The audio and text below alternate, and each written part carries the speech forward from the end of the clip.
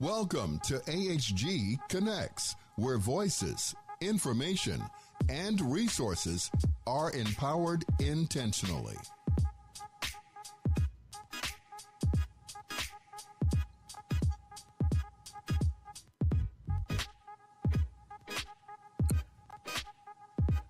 Welcome to America's Heroes Group Roundtable live stream digital media show. Today is Wednesday, December 4th, 2024. December is AIDS Awareness and National Human Rights Month. Remember to pay attention to these two pressing issues that we face every day. I am your host, U.S. Army flight surgeon and Iraq combat medic, Colonel Dr. Damon Arnold. And I have two esteemed panelists today from the Jesse Brown VA system. It's a wonderful institution. They do a lot for veterans every day. Our first panelist is Dr. Augusto Alonto. He is a medical director of infectious prevention and control at Jesse Brown VA Medical Center. Dr. Alonto is also an associate professor at the University of Illinois College of Medicine and was involved in clinical research to determine the safety and efficacy of COVID vaccines. We also have with us Catherine Dell. She is a nurse practitioner and a lung cancer screening coordinator at Jesse Brown VA Medical Center. Beginning in 2019, she established a comprehensive lung cancer screening tracking program at JBVA that now screens 3,000 veterans annually.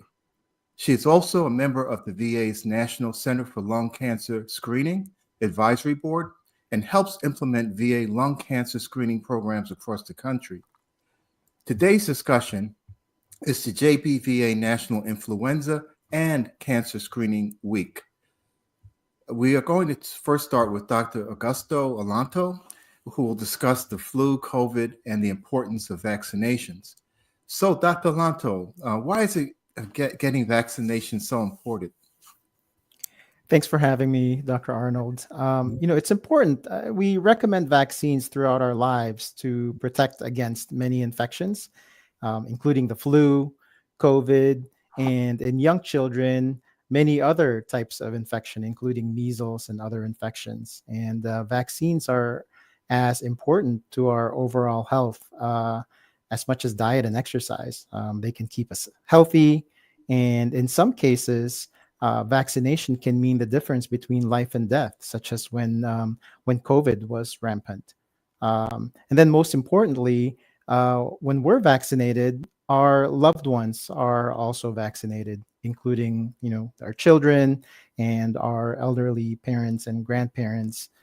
So that's so it's important to get vaccinated. Yeah, and there's a general misconception out there. And some people feel that COVID or flu vaccine can give you the flu or COVID infection. And, maybe you can clear that issue up. Yeah, so I mean the flu vaccine and the COVID vaccines they don't get us the infection, especially the COVID vaccine. They're not live vaccines. What happens is after we receive the infection, sometimes there can be some mild side effects such as pain around the injection site, and maybe even having a fever soon after we get the vaccine. But that only means that our immune system is revving up to protect us for when the actual viruses try to infect us. Yeah, I love it, because so if we get vaccinated, we're actually protecting people in our family, people in our community, our coworkers and friends, right? Yeah. So, but what if someone's allergic to eggs? Can they still be vaccinated? Yeah. So the short answer is yes. There have been studies that have shown that people with egg allergies can receive the influenza vaccine safely and without side effects. Many years ago, we used to say that, if you have an egg allergy, then maybe we shouldn't give you the flu vaccine, but that's been debunked. There's been a lot of studies showing that it's safe even for people with egg allergies. Yeah, because one of the correlates of that also is a real, deeply held misconception, and it was actually based on faulty research about thiomersal and its linkage to autism. Maybe you can talk about that for a brief moment. Yeah, again, the link between vaccines and autism has been debunked by many different studies, and so whenever my patients ask me about that, especially parents who have children who get these misinformations from the internet or what have you. But it's been debunked. There's no link between vaccination and autism. I have children. I have them vaccinated whenever they, every year. Oh, fantastic. Yeah. So you not only preach it, you practice it too. Oh, Sounds definitely. My children don't like to get vaccinated because they don't like the shots, but good. we make them. Well, who should get vaccinated for the flu? So basically, everyone over 6 months and older should get the flu shot every year. And it's even more important for people who are at higher risk of serious complications from the flu, like the elderly, those with heart and lung disease, those with cancer, and those who are taking medications that can weaken the immune system to receive the yearly flu vaccine, and even COVID Okay. as well. hmm Yeah, yeah, because I had one of my deputies when I was running the Department of Public Health for Illinois. I had to take her in to hold her by hand to get her vaccination. So she brought it up again in her 60th birthday party for some reason. This was many years ago, but she still remembers it. And she said, "Thank you for holding my hand for Yeah. taking me there." But she said Yeah. she really lived through it. It was not as bad as she thought. Yeah. And it's But not too what late. about? Oh Mhm. yeah, it's not too Yeah, late to that's a get the good point. flu So vaccine. It's the holiday season, so we get to see our loved ones towards the end of December and maybe even New Year. So if you haven't gotten your flu vaccine, now is a great time to get it. So yeah. yeah, and gone to the VA, to get my vaccinations, and sometimes they'll offer you more than one vaccination. Is it recommended to get vaccines at the same time, or what's the procedure for that?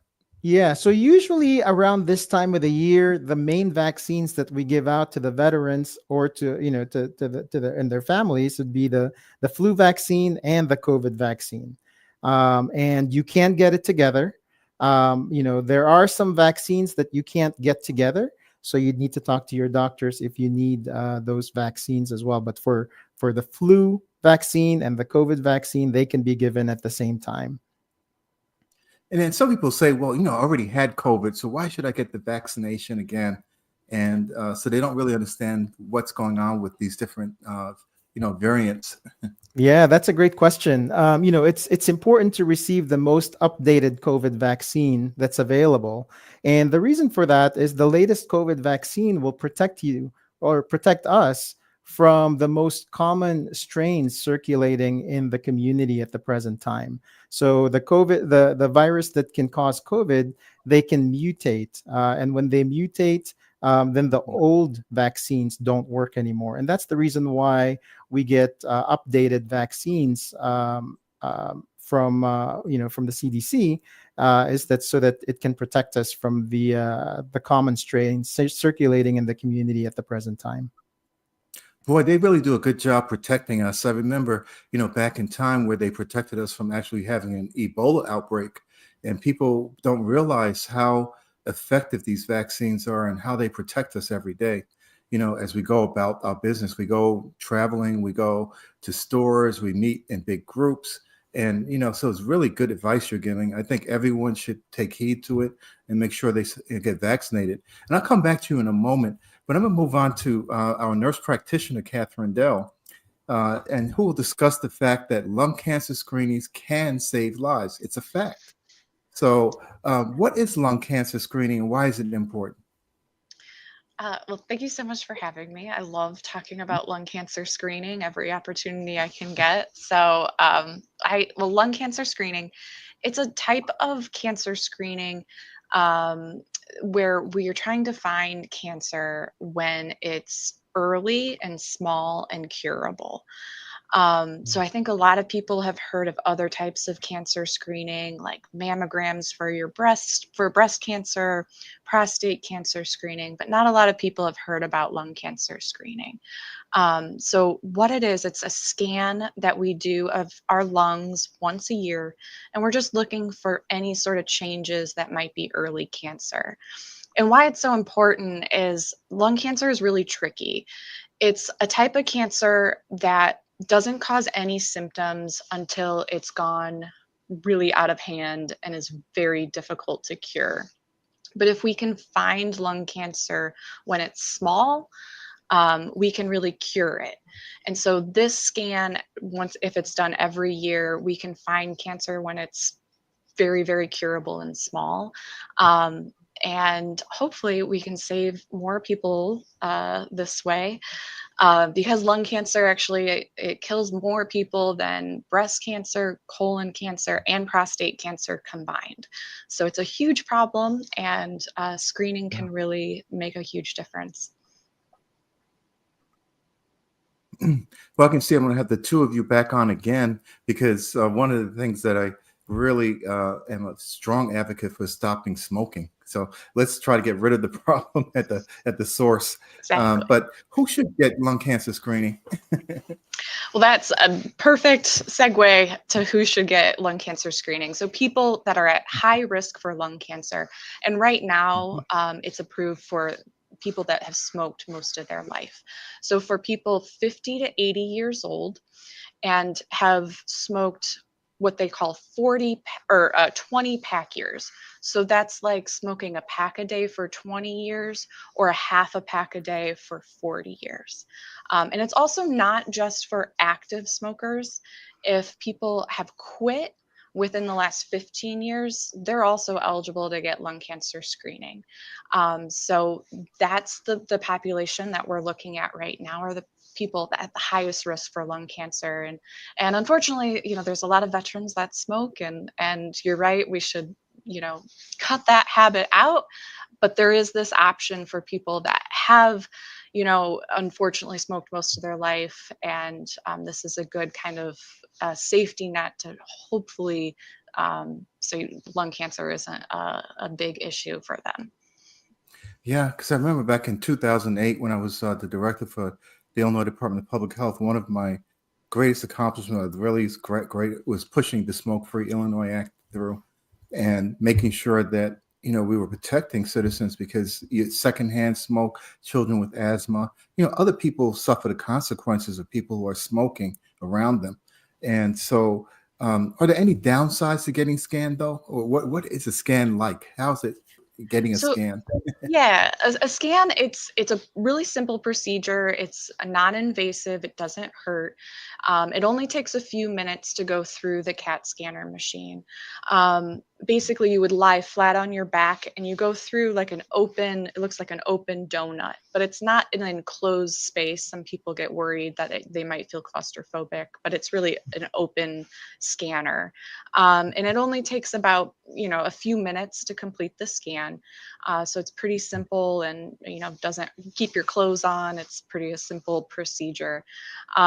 The only downsides, it's an overall very safe, painless procedure. The downsides are it is a scan that uses some radiation, so you are exposed to small amounts. We do use the lowest amount of radiation for these scans. And also, it's not uncommon for us to find spots in your lungs, and sometimes these spots are not cancer, but it can cause some false alarms going off. And so some people get really worried and anxious when they find out that they have these spots in their lungs, and they turn out not to be cancer. So that's something that can happen too. Well, it sounds like it's better to be safe than sorry. Yeah. Yep, exactly. It's also sometimes I always think it's better to know than not know. And it's also, I've had some people say, well, I had no idea I had these other lung problems that we see. So it's a good kind of check of the whole chest area. Yes. Well, how does someone sign up for lung cancer screening at the VA? So the first step's to talk to your primary care doctor.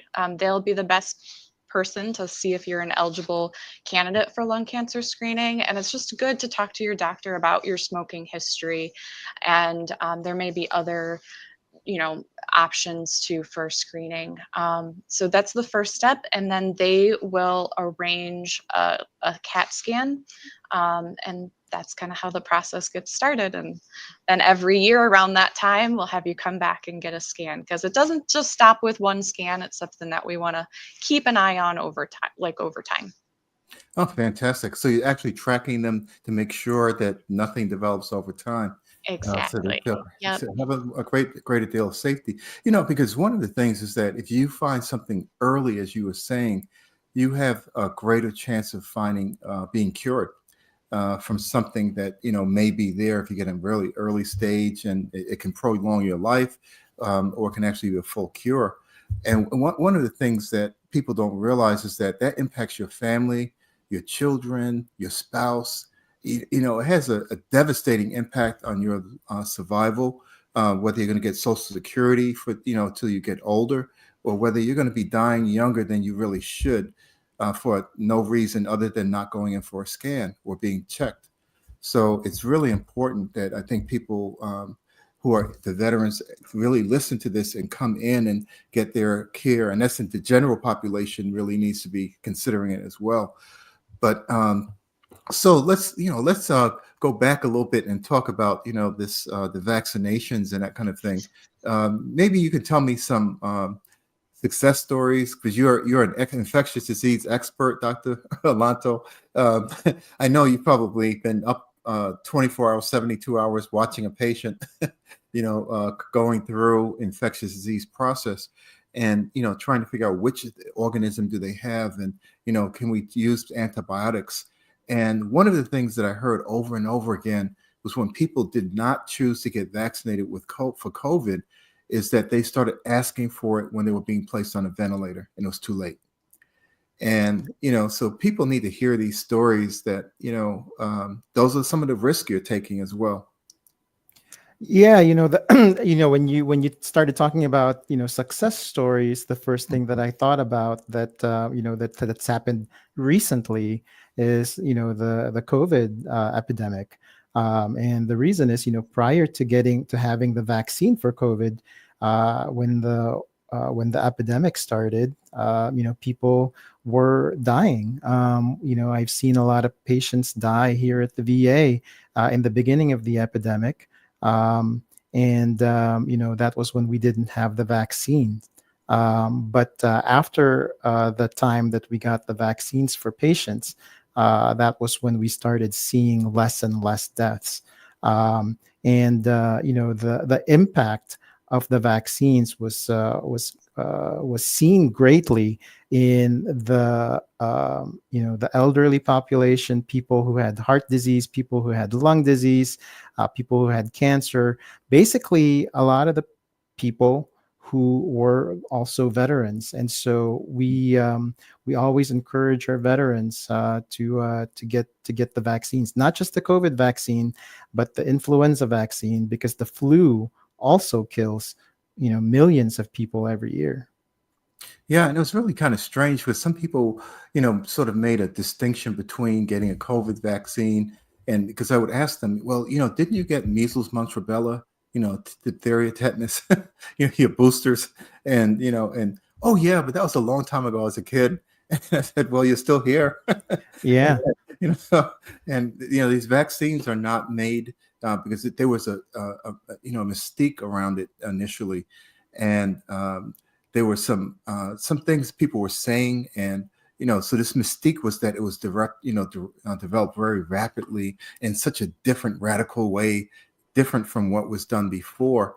But it was actually based on scientific principles, which were really rigorously tested and followed and implemented to develop this vaccine.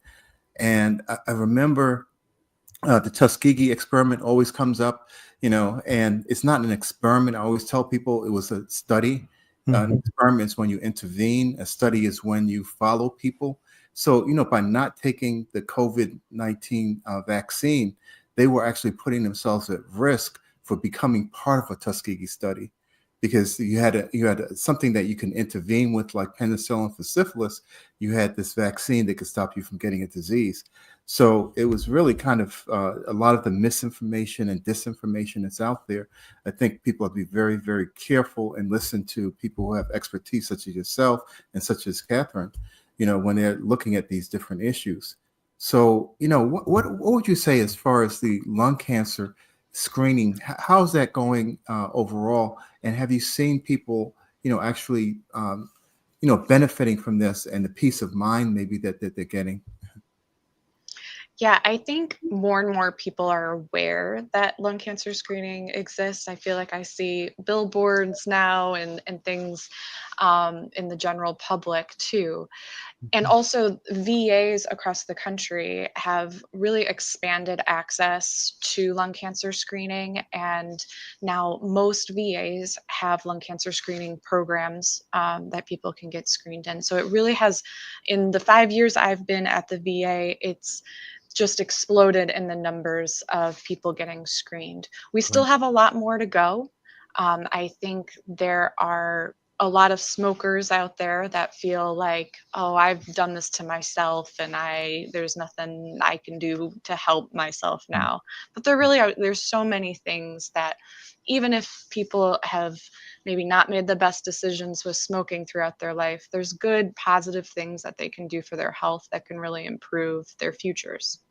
Yeah. And I see that all the time. I really, there's so many success stories where we'll find an early small cancer and we can talk to them and be like, we found it, it's small. Sometimes it's even just this tiny little spot. And they can have surgery, have it removed, and they're cured. Yeah. Wow.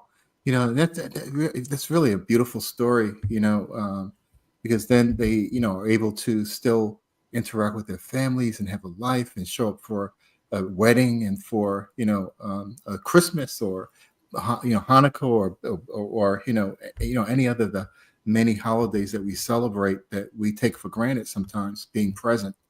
And so that's really a wonderful thing, especially this time of year that really rings home.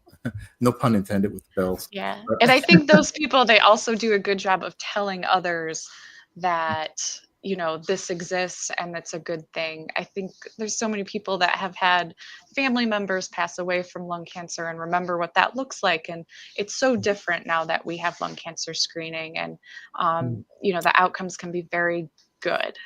So that's the most hopeful thing with lung cancer screening. Mm-hmm. Well, what do you see as the vision for the future, Dr. Alonto, as far as infectious diseases? We know we're going through transitions of administrations and all that. So I know you can't really talk specifically about that because we don't know anything yet about how things are going to roll out. But people should probably still be aware that, these vaccinations are important. And for infectious diseases, what should people be concerned about? I see some people wearing masks out there, some are not. People are sort of confused right now. What should I be doing right now? So, what does the CDC recommend, and what's the way forward for people, going into this season right now?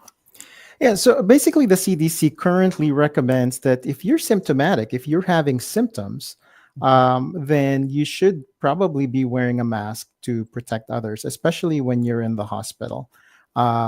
If a patient tells me that they would prefer that I wear a mask, I wear a mask because masks can also save lives. It's been shown that wearing a mask can prevent transmission of many different viruses from one person to another, especially during the holidays when we are indoors and when we're when we interact with many different people in close contact with different people.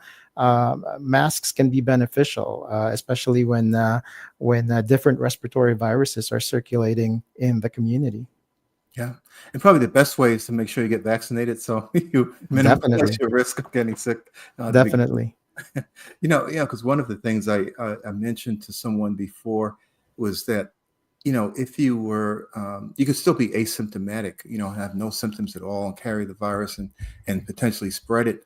And if you go to visit someone or, and they have a child that's sick or someone who has cancer, you could be the harbinger of death for them. I mean, if you are not taking care of yourself, if you're not vaccinating yourself, and it's not just protecting yourself, it's protecting everyone around you as well. So people need to have that more of a communal consciousness about how they are, conducting their lives as far as taking care of their health. Yeah, that's a great point, Dr. Arnold. It not only protects you, more importantly, it protects other people too who are vulnerable. Yeah. And so, as far as the lung cancer, because that's one of my pet peeves about smoking. I grew up in an age where they had doctors smoking on television, and everyone, it was a big push for the cigarette industry. And there was a big push back against, oh, cigarettes really don't cause lung cancer. And, so we had to go through that phase of things.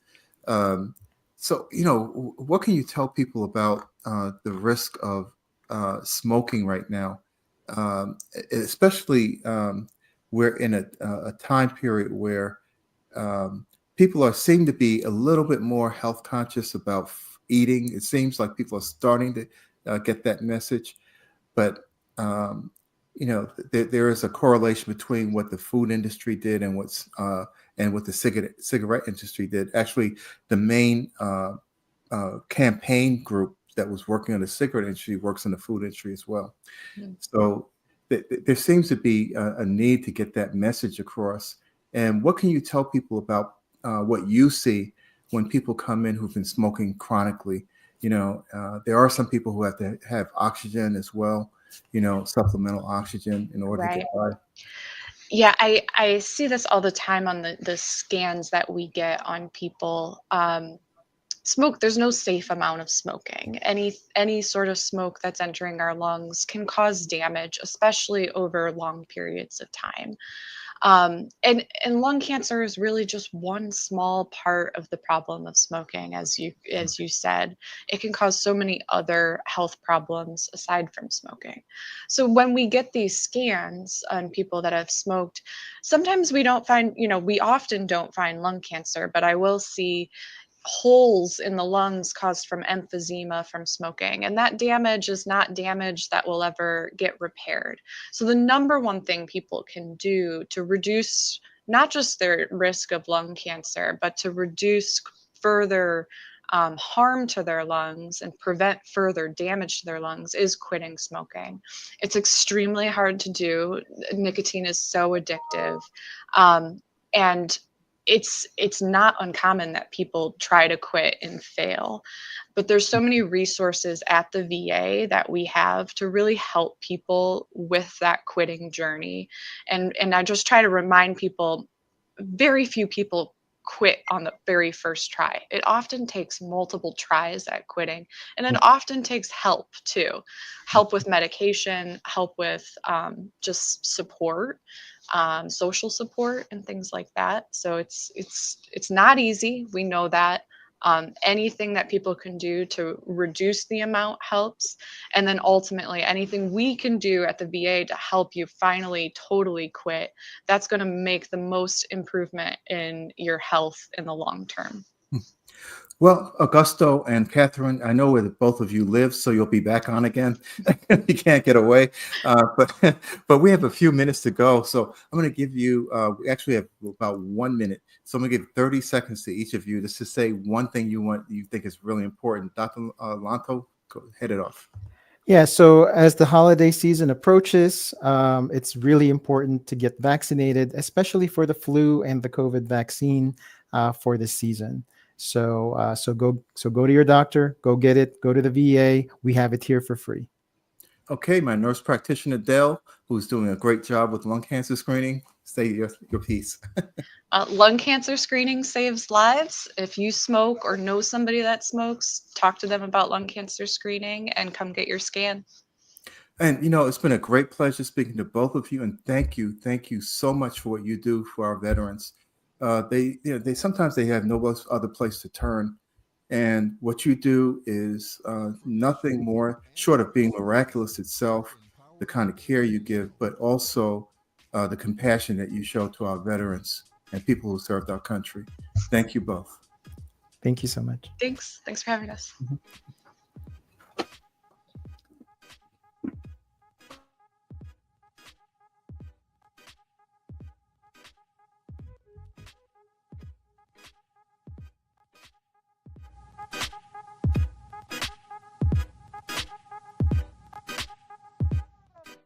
Welcome to AHG Connects, where voices, information, and resources are empowered intentionally.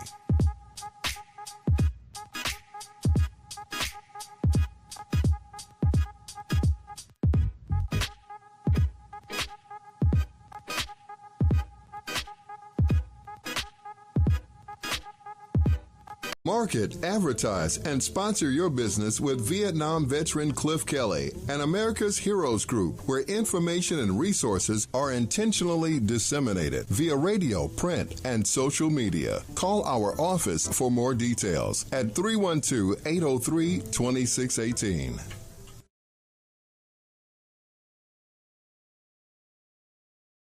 I'm Ken Jennings. All of us here at Jeopardy want to thank you for your service to our nation. We truly honor and appreciate you, and what's more, we're looking for contestants like you to play on our show. So head to Jeopardy.com now and take the Anytime test, and we're looking forward to seeing you soon right here on the Alex Trebek stage.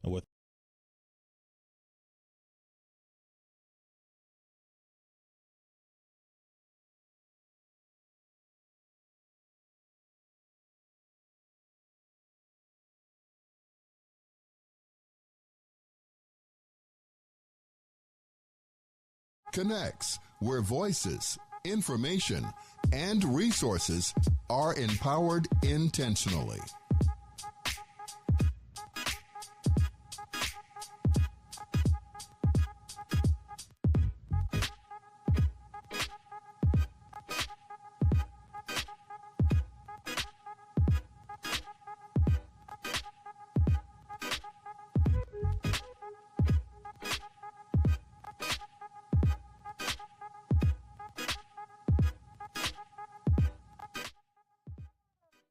Welcome to AHG Connects, where voices, information, and resources are empowered intentionally.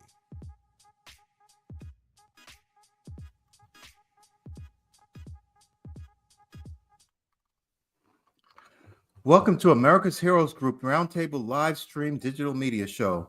Today is Wednesday, December 4th, 2024. December is AIDS Awareness and National Human Rights Month.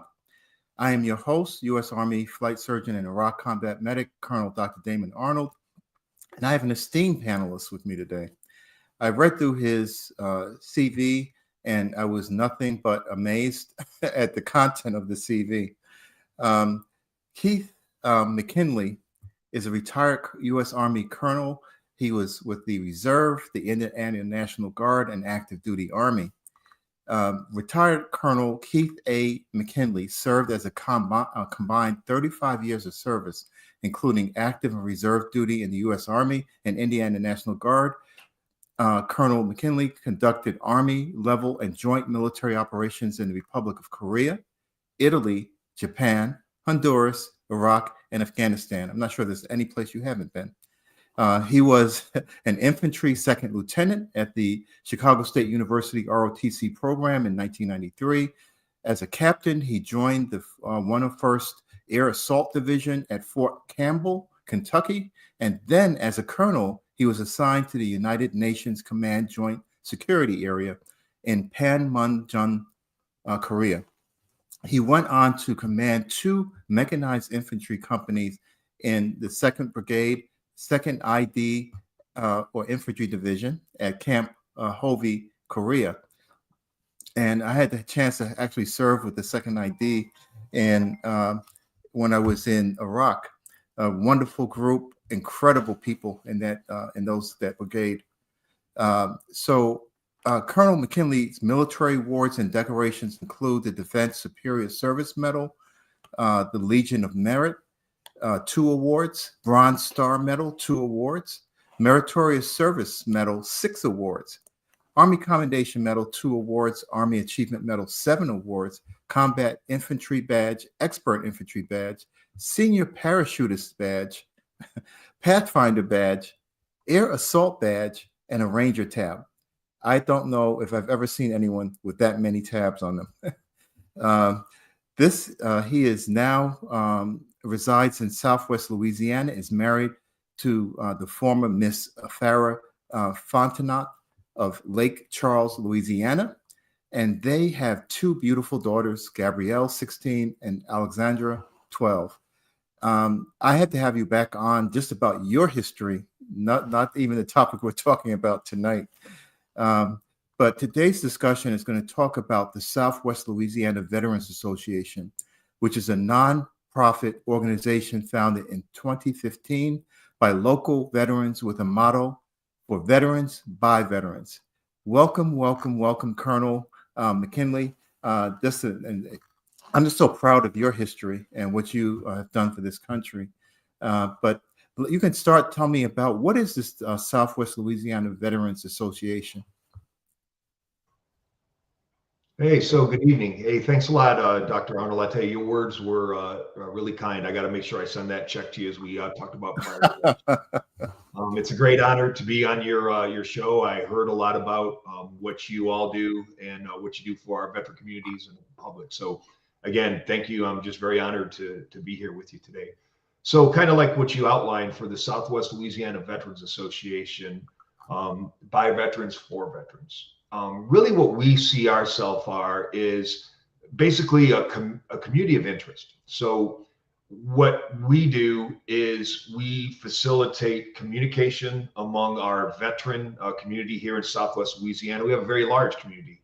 The hurricanes, kind of just census data, but depending on what you look at, about 8.3% of the population here in Southwest Louisiana are veterans. So what we do in the association is we connect veterans with other veterans, other networks, and then more importantly, resources to help those veterans out. As you know, when we were wearing the uniform, you had access to so many resources. We just had medical professionals from the VA where you have a network where you could reach into and, get help quitting smoking. If your car broke down, you could reach into Army Emergency Relief, get a grant or a loan to get your car fixed. If you wanted to hurt yourself or you're feeling depressed, you're just not feeling, like yourself, you could always talk to your section leader, your platoon sergeant, and they would talk to you, get you the resources you need. So what we found out with a lot of our veterans is once they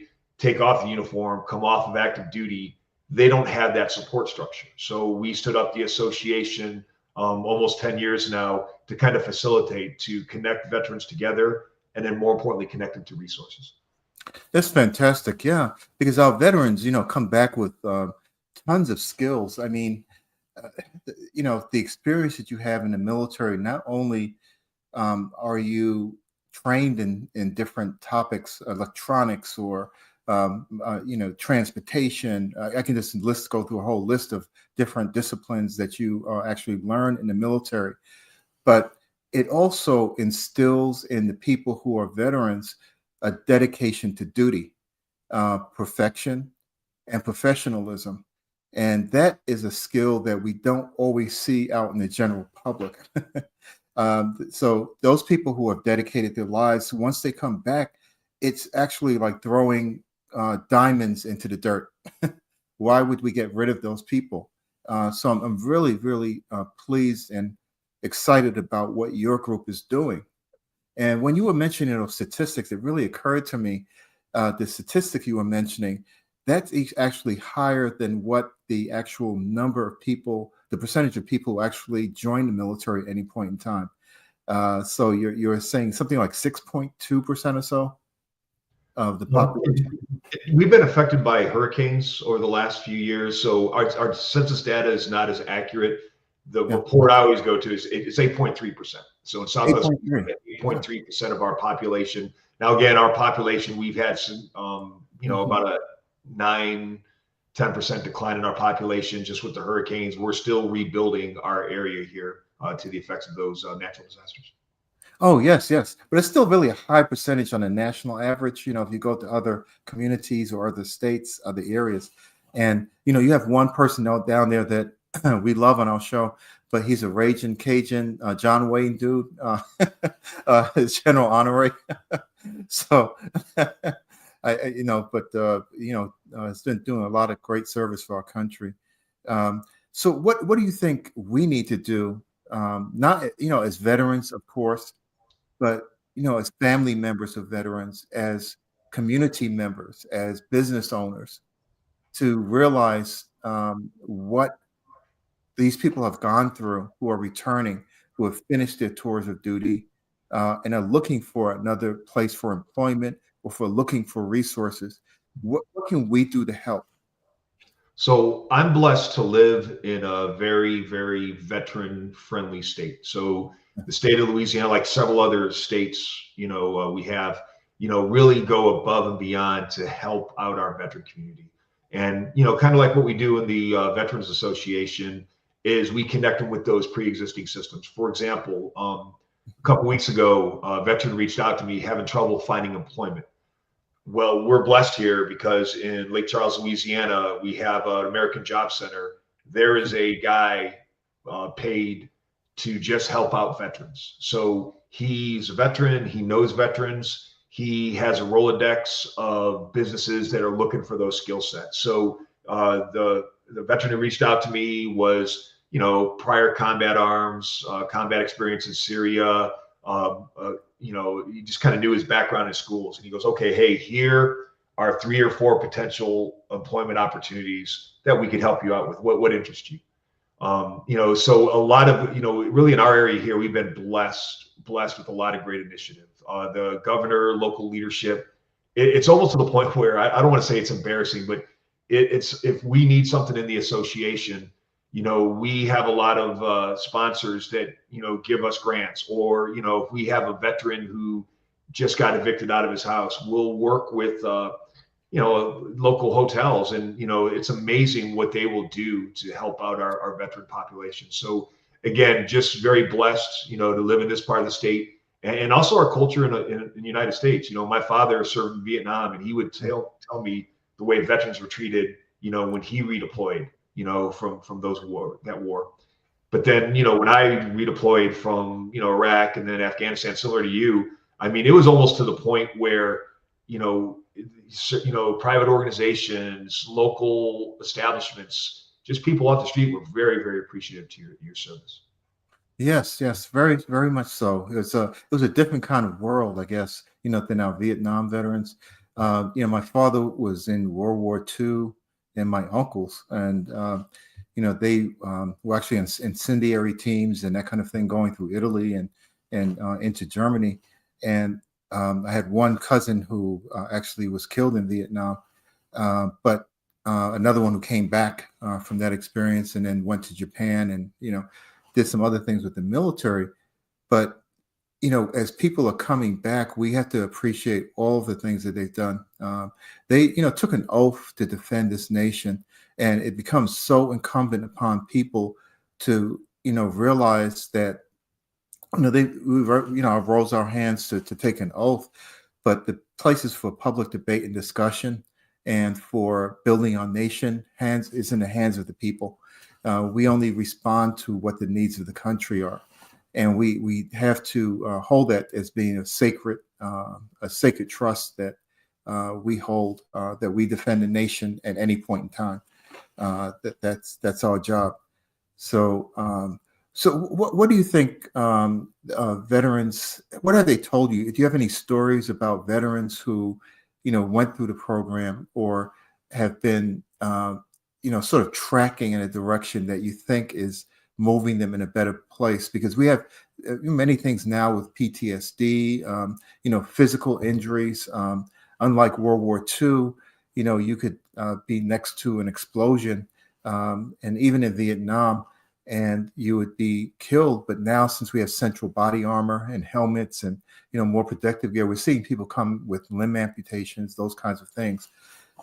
So needing a little bit more in assistance for, rehabilitation and that kind of thing. So any stories like that where people were coming to you and you could see the need and, have really helping them through that transition?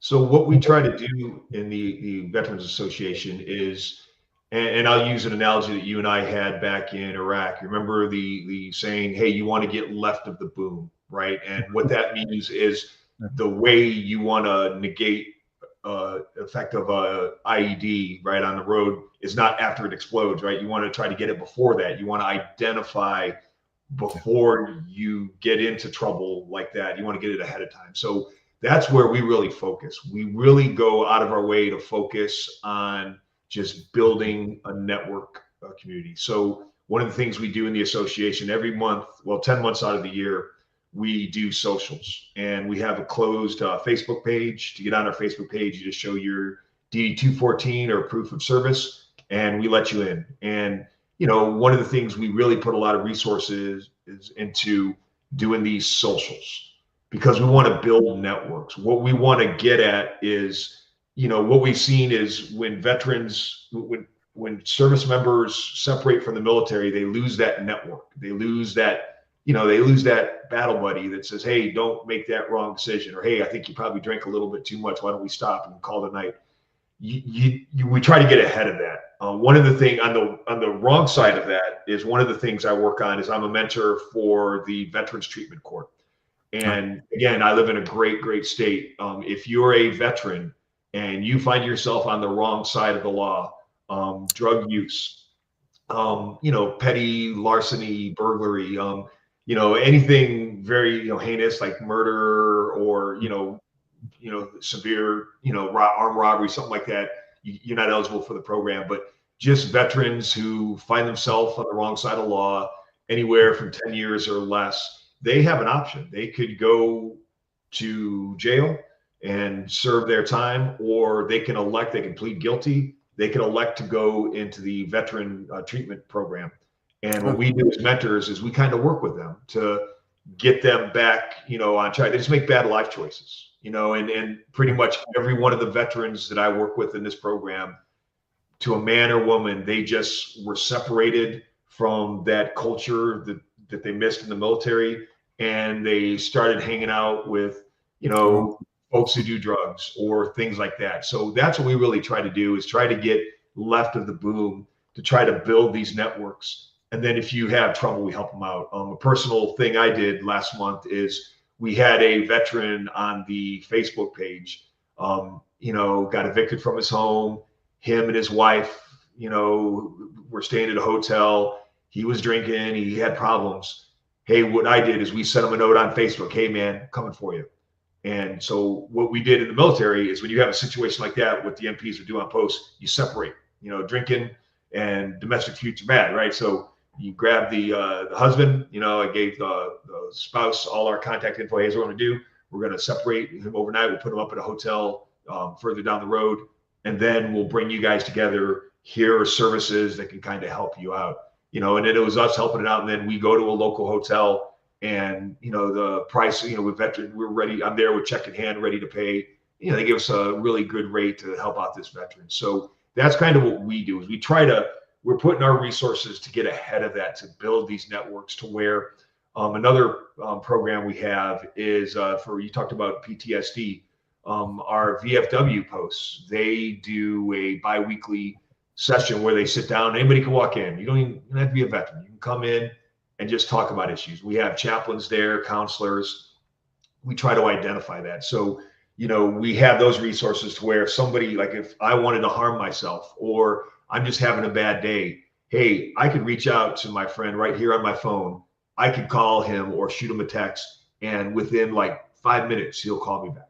And we'll stop the world. One thing I like about veterans, the way we've all been trained, is when one of our battle buddies, one of our, soldiers, airmen, Marines, who are left or right, is in trouble, we're there for him. It kicks on. You don't, if there's a veteran that needs help, my wife knows that, hey, Keith goes back into, Army mode. I go out, we help this veteran out, we get him the resources he needs, and we speak the same language. Yeah, and then you have a wonderful website. I was taking a look at it, and it was home SWLA Veterans Association, but really great information in there. So I'm not sure if there is something that you want to direct people to know that those resources are available to them, and maybe even for other people in other states to take a look at your website and think about how they can expand your concept. Your vision of actually interacting with the veterans and helping them. And the court system, I think, is really a critical issue. Many of our veterans come out and then, they may do something like a DUI, or they have a bar fight or whatever, and that could really sort of wreck their time here on Earth by imprisonment, or when they really needed to have some help and they needed someone to intervene as you are, to give them a better path to go forward. But anything where people can contact you. Our website is a good start. Also on Facebook, you can hit us up on Facebook. We have two pages. One is an internal one for the closed group, and then we have an open Facebook. So Facebook is probably our most powerful tool just to reach folks and to get them to the resources they need. And our closed page, it's like all over the gambit. We get things to where, because we'll, as board members, we have to approve the posts before they go public. We'll get everything under the board to where, hey, I'm currently having trouble with my VA claim. Can somebody help me? Well, there's a lot of veteran service organizations. A lot of them are very aggressive. They go, hey, our goal is to get every veteran to 100%. I go, wow, that's a very lofty goal. And they go, well, we know we're not going to get them to 100%, but hey, it's better than 10%, right? We can get them above where they're at. So, or anything, or is my favorite one is like, hey, I'm moving. Could somebody help me move this couch?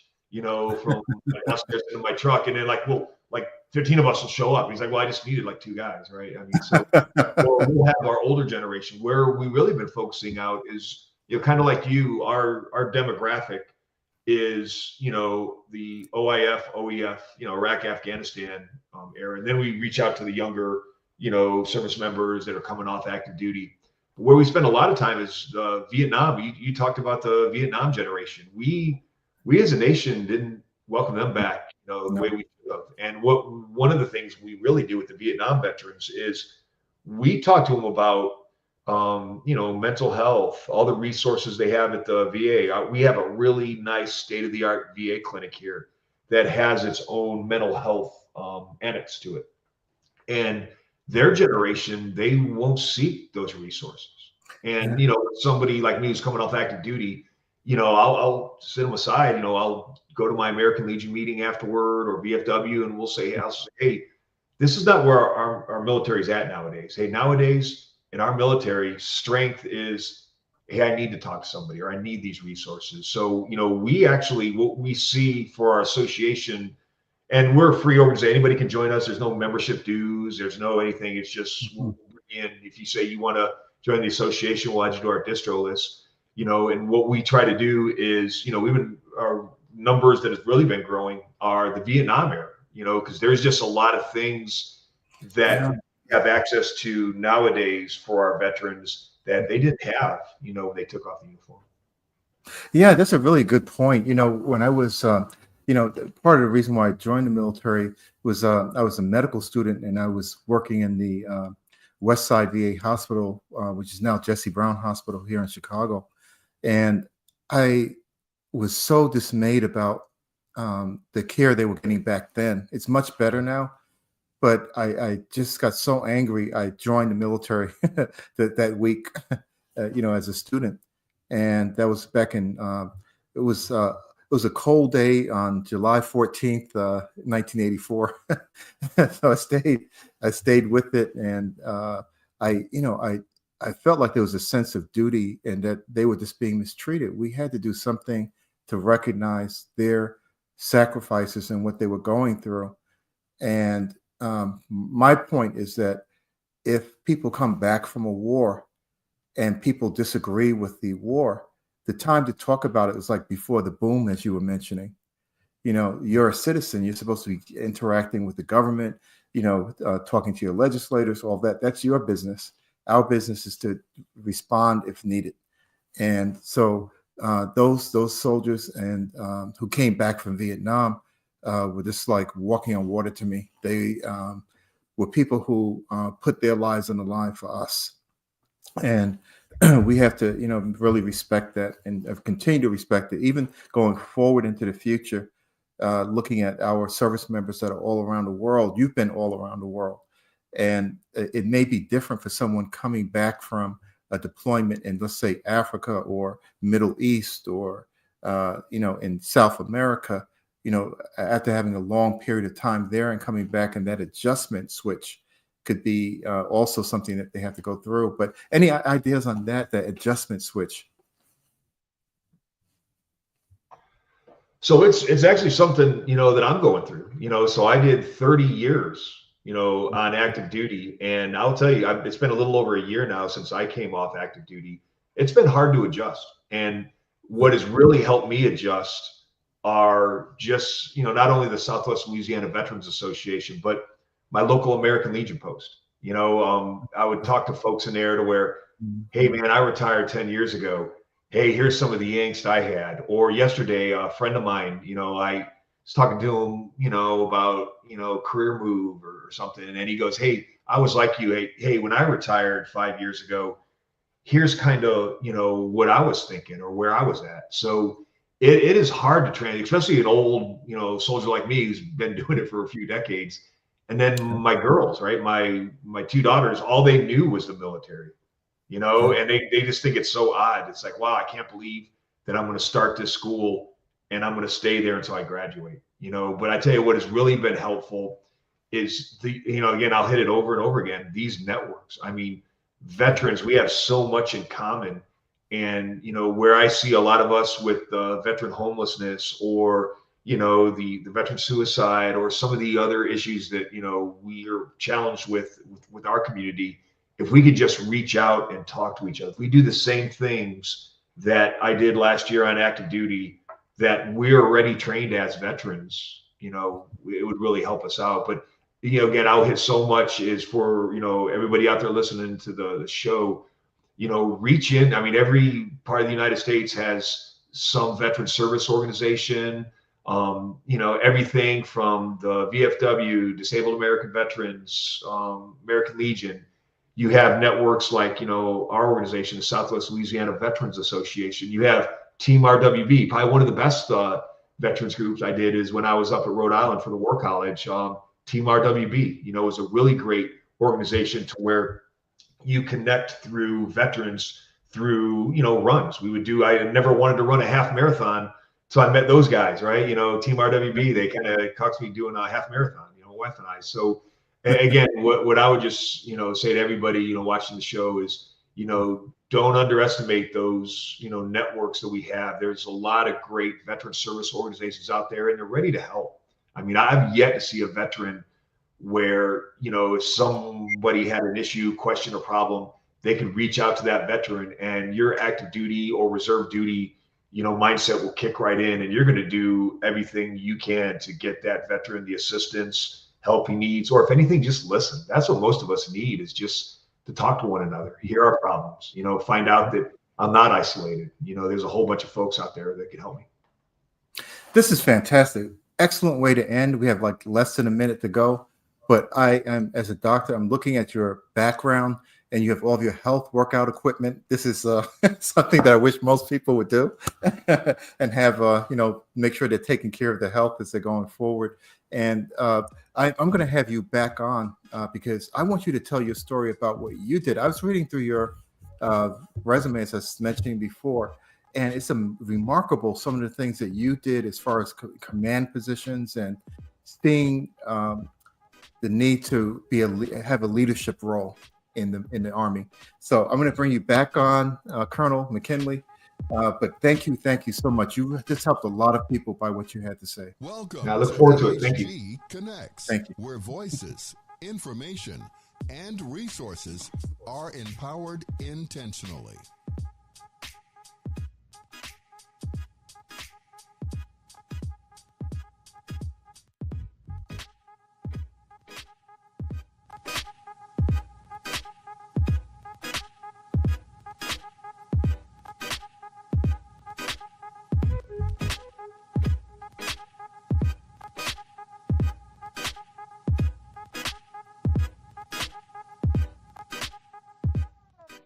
Welcome to AHG Connects, where voices, information, and resources are empowered intentionally.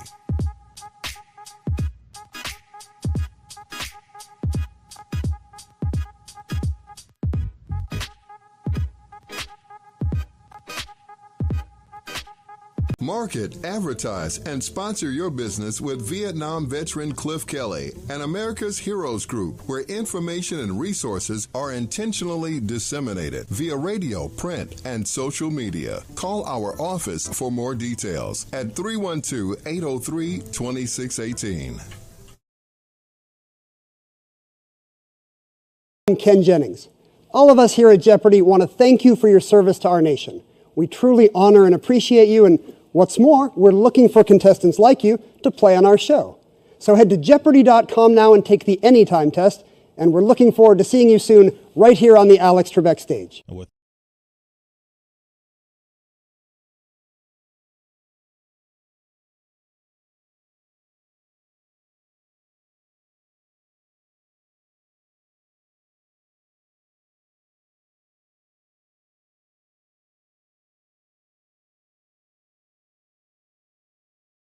Connects, where voices, information, and resources are empowered intentionally.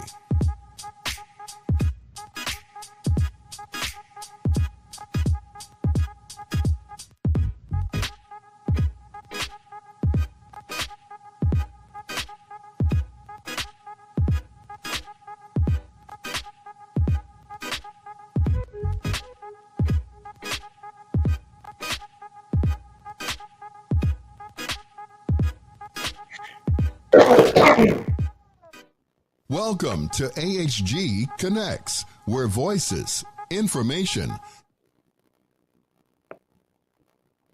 The America's Heroes Group Roundtable live stream digital media show. Today is Wednesday, December 4th, 2024. December is AIDS Awareness and National Human Rights Month. I am your host, U.S. Army Flight Surgeon and Iraq Combat Medic, Colonel Dr. Damon Arnold. And I am also the partner and the president and CEO of the African Diaspora Association of Public Health Professionals, reaching out across the country to make sure public health concerns are followed. But I have a special guest with me today, and I wish I was where she is, because she is actually calling in from Hawaii. and I was trying to get them to move the show there, but they said no chance. So we have Carol Whitmore. She's a U.S. Army veteran and Senior Vice Commander-in-Chief for the National VFW. Carol served in the U.S. Army for 36 years. She then joined the VFW in 2012 at Post 9127 in Des Moines, Iowa. She was elected as the National VFW Senior Vice Commander on August 1st, 2024.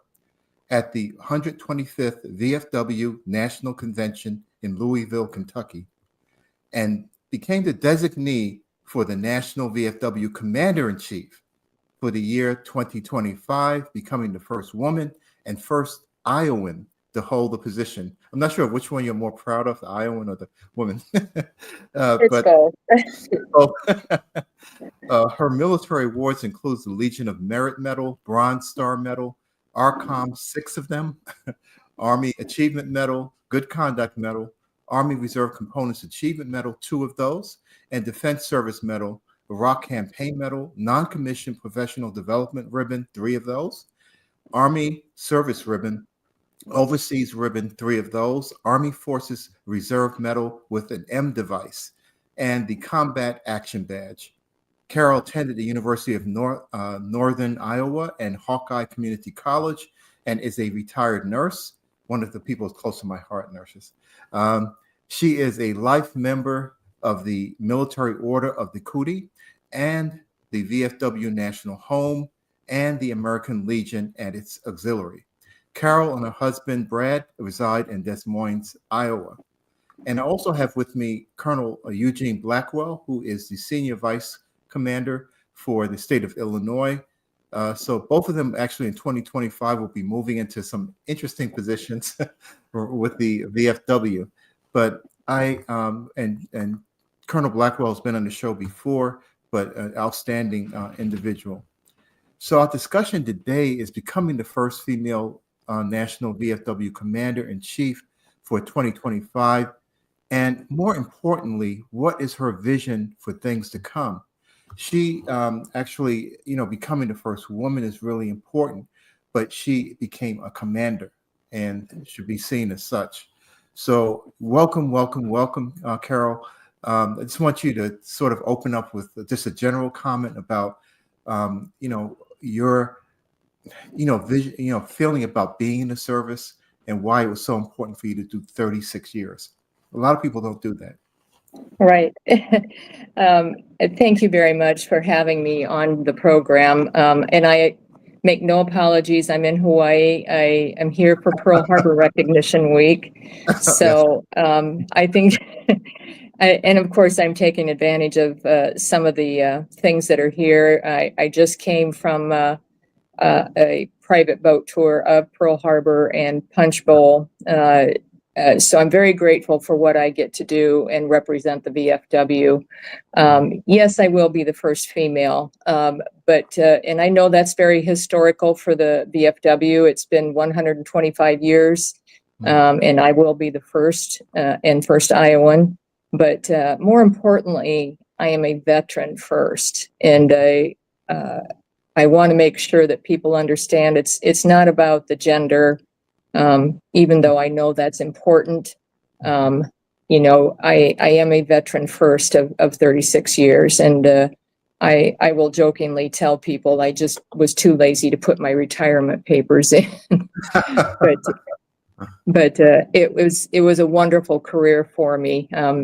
Anybody has ups and downs, I think, with their careers. But for the most part, I had a wonderful career. And I did not expect to be doing what I am doing currently, but I'm very grateful for this opportunity to represent every veteran, not just combat veterans, but every veteran, and advocate fiercely for veterans. We all know the government will not come knocking on our door in 10 years and ask us how we're doing. So veterans have to take care of each other first. And I'm very proud that the VFW is very forward in that area. We have service officers that we've given over $13 billion in pension and compensation back to veterans in the last 5 years. And for anybody to say that veterans don't deserve those benefits, which was in the paper The Economist last week, has never served. They don't understand what veterans go through, what their families go through emotionally, physically, psychologically. It is egregious to think that veterans don't deserve these benefits. And I will advocate every day that I can for that. And the service officers do a tremendous job taking care of veterans. We have some of the best accredited service officers of any of the branches. I belong to the Legion. They are wonderful also. But I'm a little partial to the VFW. And I just think it's such an important vision that we see the future of taking care of veterans properly, not just placatedly, but properly. Yeah, that's really such a powerful message. A lot of veterans, sort of wonder, should I join the VFW? And they're coming back from, conflicts. And, in the past, we had people who did deployments, but we now have some veterans who've been doing 2, 3, 4, 5 tours. And I'm not sure of what toll that's taking on them emotionally and within their lives, but they have to realize that there is a place for them to come, like you're saying. Yes. And the VFW has been a tremendous support system for veterans. We're not there as psychological support. But, you know, if we can take care of veterans financially, and to give camaraderie to veterans, that's half the battle right there. You know, if we can compensate them financially, that is such a big problem for veterans. You know, they have a steady income while they're in, and then suddenly if they get out, they don't have those health benefits. They don't have that income. They don't have that camaraderie. And the VFW will provide some of that for them. And, you know, it's just a tremendous organization in that aspect. Yes, yeah, and you know that's really a great point you're bringing up, you know, Carol, because you know one of the things when I joined the VFW, and actually Eugene Blackwell was one of the people who pulled me in and said, come on to the VFW," Good. and Good. you know, he didn't take me to Hawaii when he went on vacation, but that's okay. We'll talk about that later. But he got me into the VFW, and it was such a great experience because I you know, first of all, you feel like you're so socially isolated when you get, you know, you're away from the unit that you were with. And especially if you were assigned to units and then you came back and you're not with the main body of the unit, they're in another state or, you know, that kind of thing. And it can be very, very alarming and, you know, really makes you feel like you're really isolated. So if people have issues around things that the VSO should be talking about, veteran service officer, you know, PTSD or going to the VA or making sure you seek care, sometimes they walk away from it because they feel like they're alienated, they're abnormal in this society now that's surrounding them. But by going to the VFW, you sit down and you hear people say, "Oh, you feel the same way," or "You went through the same thing," and that really restores some of your feelings of self-worth and that kind of thing after coming back from an experience that's really bad. Yes.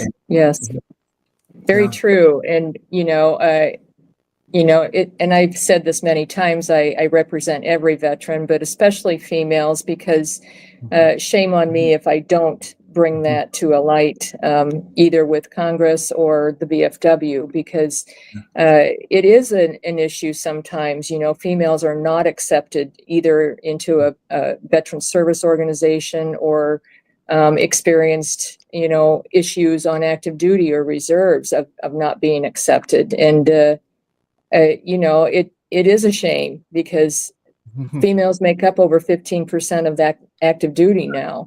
And, you know, they're willing to go out. We are willing to go out and do our part. And, you know, sometimes more than our counterparts, our male counterparts. But it's just about accepting who you are and not looking, you know, at the gender and just accepting what you have done for your country. And that is the most important thing.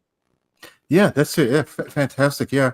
And that's something that, you know, people have to break out of that mindset because as you were mentioning, you know, over 15% of the military is, you know, women in the military, and they're essential for our security, our national security. And you know, making sure that we accomplish our missions, you know, as we're going forward.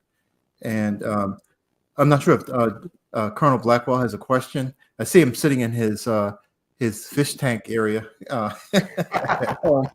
He's trying to make me clean his fish tank for him, but that's okay. Yeah, I was just reflecting back on a statement that was made by a certain individual that females should not serve in combat. And when I heard that statement, I'm just thinking about it now, how it just kind of remind me of the way things used to be, the way females were treated when they were in the military. And I just think it was not right. Yeah. That statements have been made. Yes, yeah, absolutely. You know, and you know, I remember when I was growing up, I grew up in Brooklyn, New York, right? So I used to take the buses and the trains and that kind of thing, and they used to have a sign in there, and it said, "Remember, words can hit as hard as a fist." So what we say actually matters. It can actually have an impact on someone emotionally, almost like you're being struck.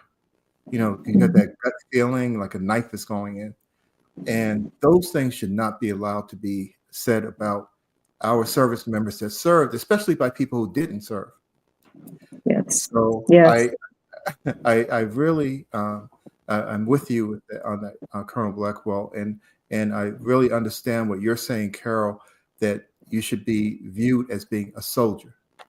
And Yes. so, And I know that's difficult. It's really hard because, you know, we are different. I get that. I'm not blind to that. But if you're doing your job and doing it correctly, treat people accordingly. And I think that's all anybody wants. And especially in the VFW, I want to make sure that everyone feels like they're on a level playing field and that everybody can accomplish whatever they choose to and not have the stigma of a gender. right. Yeah. Like I say, when I was a company commander in the clearing company, and when we go out into the field, the females, you know, when they put up GP mediums and GP larges, they put their weight just as much as the male. In some cases, they did more. Yeah. To accommodate that. Of course, you remember those days. Right. Yeah, because I was with the, and you were, you know, a nurse. So, you know, I was actually with these, with a medical unit. So the women in there humped. They made sure things were going well for the soldiers. No question. But, you know, one thing too is like, you know, you were sort of joking. You're saying, well, you know, someone didn't wake me up to retire at 20, but you did 36. So they almost had to wake you up a second time at 40. Right. So. Yeah. I just was very fortunate. I had a very good career and, you know, it took me all over the world. I'm a small farm town girl from Iowa and, you know, I was very, very fortunate and I wouldn't have had that opportunity otherwise and have the career that I did. So the Army absolutely gave me my career and showed me what I should be doing. And it's paying it back and paying it forward now. Well, but what motivated you? Because you were, you know, to do 36 years, because I know you were saying there were many different areas that you went through and those kinds of, but 36 years is quite a bit of time for you to, you know, be dedicated to something and to be so enthralled by it to stay. What was the thing that was motivating you? You know, I just enjoyed it. I enjoyed the discipline of it. I enjoyed the people I met and worked with, and whatever I saw, I would never have had that opportunity otherwise. So I think that was part of my motivation, and part of it was, you know, originally I came in and I was only going to do 3 years, and I was going to get out, and the retention NCO at Fort Devens, Massachusetts got a hold of me and said, what would it take to keep you in? And I said, I really want a medical career, medical MOS. Right. And he said, done. And I said, oh, well, I guess I just put my foot in my mouth, but, you know, I wanted that. So here I am. And it was the best decision I could have ever done for myself. And again, I was just very fortunate and very lucky to have the experiences I did. And now it's led me to the VFW, and hopefully I can make changes here also, because that's what I should do. It's the right thing to do. Yeah, because you know, I when I joined, I remember it was the same thing about 3 years, and they were telling me, "Well, I'll go ahead and do 3 years," and I said, "Okay." And one of my the person who recruited me, every time I met him, I would, you know, take his hand and go, and he goes like, "What's that?" And I said, "That's the sound of taking the hand of the devil." And he would laugh. but but he said, wow, he said, so it was 26 years and it zoomed by. It went so fast. And it does. Yeah. And it does. You get such a great, as you were saying, the camaraderie. And I think that's really an important view because you're a leader, to have that view that it's about the camaraderie for the members of the organization. And many times people lose that, and they think of it as just a business kind of thing, or it's much deeper than any kind of business organization or any infrastructure that's centered around a club. This goes deep. Yes. Yeah. And by the way, I need to say hello to Eugene. I'm sorry. I'm not ignoring you, Eugene, but I'm happy that you're on here also.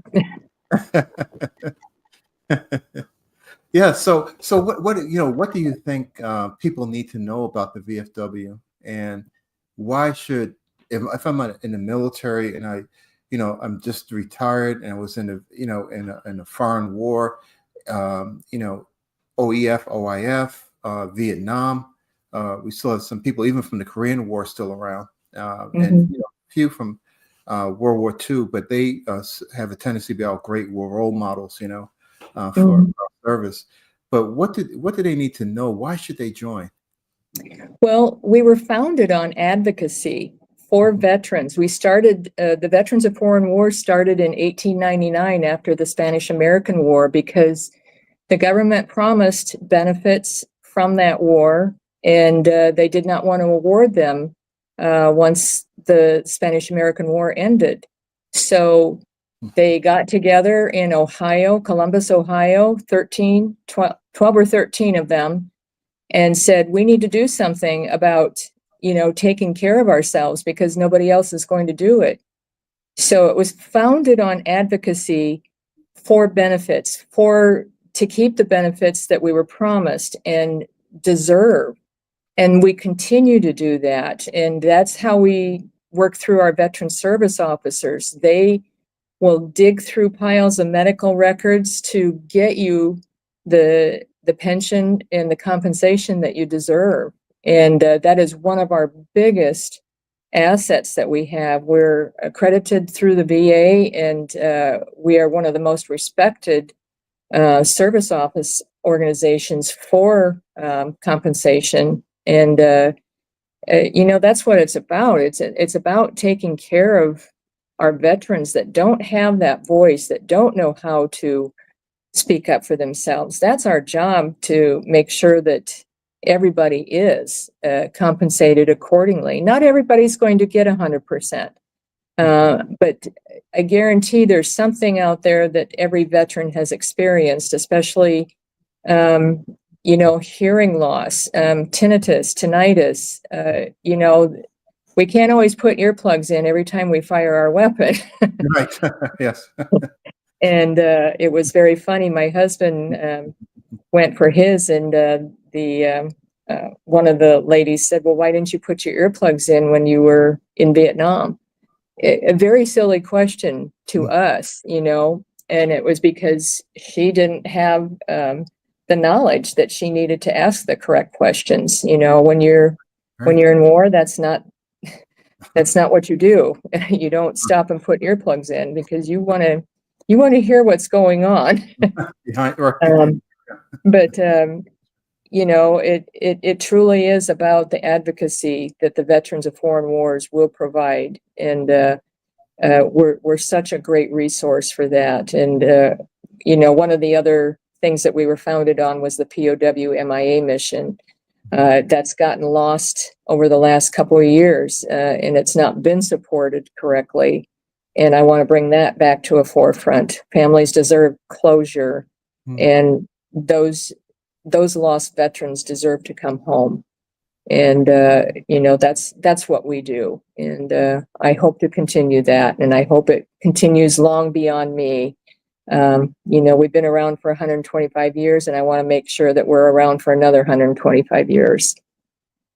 Yes, absolutely. And and anyone who speaks poorly of a veteran, I get extremely emotional, upset, John McCain had to go through some bad mouthing, and I was like, I met him a couple of times, and one of the nicest, strongest people I've ever met.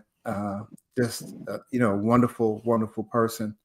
And I was thinking about, how, veterans just need to have that respect, no matter what. They went through something that most Americans don't go through, and Yes. they put the boots on and they went overseas, right? And Yes. and fought for this country. And there's nothing you can do to ever tarnish that image for me. And No. and I was thinking about when you were talking about the hearing, the tinnitus and all that, and I was thinking, incoming never really announces itself. Yes. Yes. And I think every military person probably has some form of that. You just have to make sure there's documentation. I tell everybody. I just met with a bunch of Navy people last night, and I said, make sure you document. And I know you officers are so adamant about not going to sick call, but I said, you're not doing yourself any favors, and you're not doing your family any favors by not getting things documented that happen to you. And, once you get out of the service, you're going to need that compensation and disability, because you're serving in a job like nobody else, and you need that for your family, and you deserve it. Yes. And so the things that you're doing, we have about 2 more minutes to go, but I want to really invite you to come back on the program. We go to about 61 countries with people calling in from around the world, all around the country. So we're syndicated. But I want you to feel comfortable with having a platform where you can spread the message you want to, as you lead in your role with the VFW. Our VFW is critically important to us, and every day I find out more and more how important that is. I've gone to a few funerals recently where the VFW supported the national cemeteries, and it is so important for us to be a part of that and to make sure that we stay connected to each other because we're family. Yes, exactly. And we're invited to come to testify in front of Congress once a year. Most groups get maybe 10 minutes, and they allow us a full hour to testify about the critical things that are needed for veterans of foreign wars. The PACT Act was such a critical bill that needed to be passed, and I know we were the ones to push it across the finish line to do that, the VFW, and the Forever GI Bill that is now enjoyed by active duty. We were directly responsible for that also, because we understand, the things that are needed for fellow veterans, and we get invited to come testify at Congress. You can't just show up and expect to be welcomed. You have to be invited by Congress, and they respect our opinion and our voice, and we're very appreciative of that. Well, thank you so much. Thank you so much, Carol. We are going to have you back. If you want to come back, you tell us you're going to come back.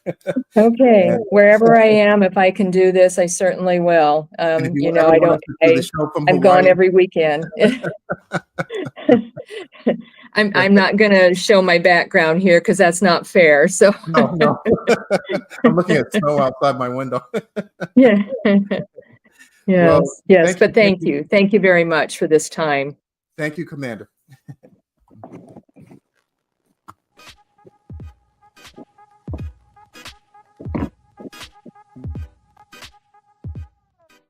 Welcome to AHG Connects, where voices, information, and resources are empowered intentionally.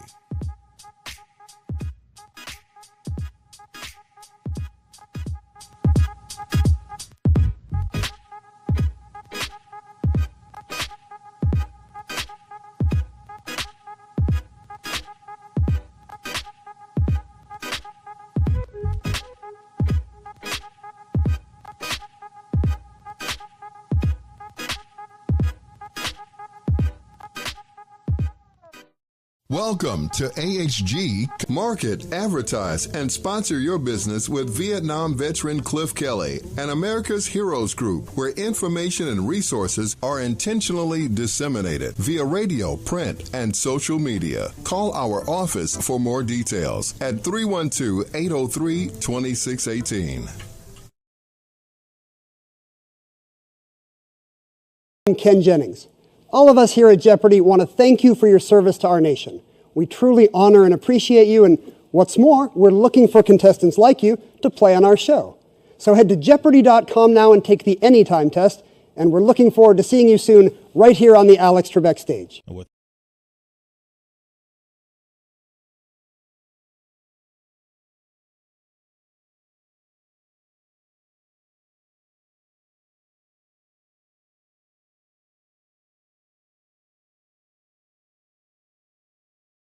Connects, where voices, information, and resources are empowered intentionally.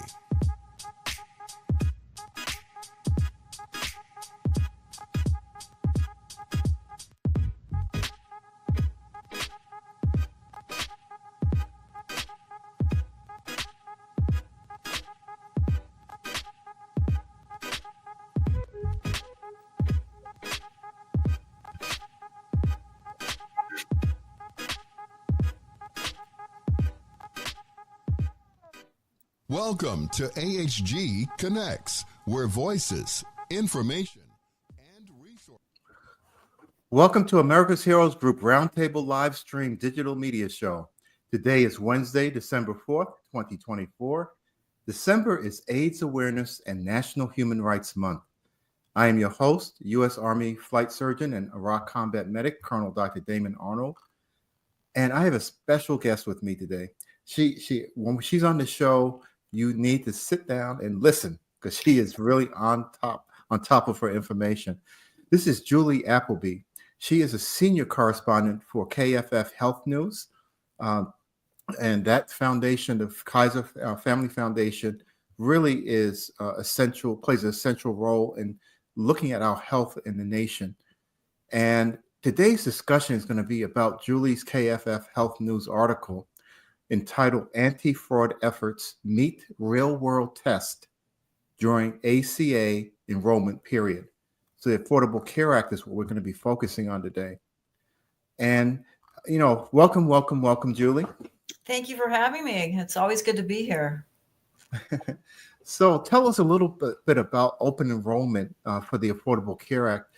When did it start and how long does it last? Yeah, this is the time of year when people who buy their own insurance through the Affordable Care Act, which is also sometimes called Obamacare, can shop around. They can look at different coverages. They can change plans if they want. They sign up. They can get premium subsidies, that type of thing. So it started on November 1st, and in most states, it runs through January 15th. Although if you want coverage that starts January 1st, most states you've got to sign up by December 15th. So folks tell me, don't wait too long. But that's open enrollment. This is the one time a year. There's other sort of special enrollment periods, but this is the annual open enrollment period for everybody. Huh. Okay. Are veterans eligible for ACA? Because, some people are confused about that. Yeah, that's a good question. If you're enrolled in TRICARE or the Veterans Healthcare Program, you're considered covered. So you wouldn't be able to enroll. But if you don't have those programs or your family doesn't have them, then you would be eligible to, and you don't get insurance from, a job or some other way, then yes, you could certainly sign up for the Affordable Care Act. Yeah, because, many of our veterans, they are, they don't do a career path, they don't do 20 years or, become eligible for TRICARE. So many of the veterans, do a short tour, but they can have devastating consequences in their life, loss of a limb, PTSD, other kinds of traumatic brain injury. And they are still out there. Some of those will be covered by, the VA for injury care, related to combat activities and that kind of thing. But in general, their general health care, it's still up in the air sometimes. And if they don't stay connected to the VA, they can be out there by themselves. And a lot of the OEF, OIF, the younger, veterans who are here now, aren't connected that way. So I'm glad you said that you could still be eligible if you're not connected to the other systems. But is there financial assistance to help people get covered? Yeah, there really is. The Affordable Care Act comes with premium tax credit subsidies that help people cover the cost of the premium. And in fact, I think this year more than 90% of people who have bought coverage get some kind of help with their premiums. And these are generally in the form of like tax credits, and they go towards the premium. And in some cases, I think there's millions of people who completely have zero premium plans because their income is such that they can get a plan for nothing per month. But other people, it helps pay part of that monthly premium. And the subsidies are based somewhat on your household income and also the cost of plans in your area. So there is financial help. Also, we should talk about this. There's enhanced subsidies. For about the past 5 years, the subsidies have been larger than they were when Obamacare first rolled out. So during the height of the pandemic, if you'll remember, Congress passed a number of pieces of legislation, including one called the Inflation Reduction Act. And those included enhanced subsidies. So what that did for people is at the lower end of the income scale, folks will spend a little bit less of their household income toward the premium than they did before. So at the upper end, though, it dropped this thing called the cliff. It used to be called the subsidy cliff, that people would just fall off because at 4 times the poverty level, there were no more subsidies available. So if your family made $1 more than 4 times the poverty level before this passed, then you didn't get any subsidies. But now that cap is essentially lifted. And what happens is that if you make more than 4 times the federal poverty rate, you can still potentially qualify for a subsidy, but it would be after you've paid 8.5% of your household income toward that premium. And then the subsidies would pick up whatever remains of that premium cost per month.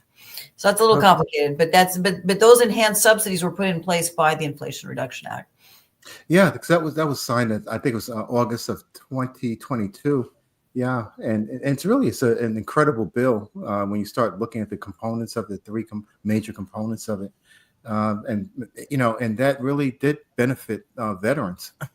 There are a lot of veterans. A lot of people. So there's estimates that about 20 million people out of just over 21 million who are currently enrolled in the ACA get some form of these enhanced benefits. So it's a lot of folks. Just so you know, the enhanced subsidies do expire at the end of 2025. So I fully expect that there will be quite a debate in the coming months as to whether those enhanced subsidies will be extended or not.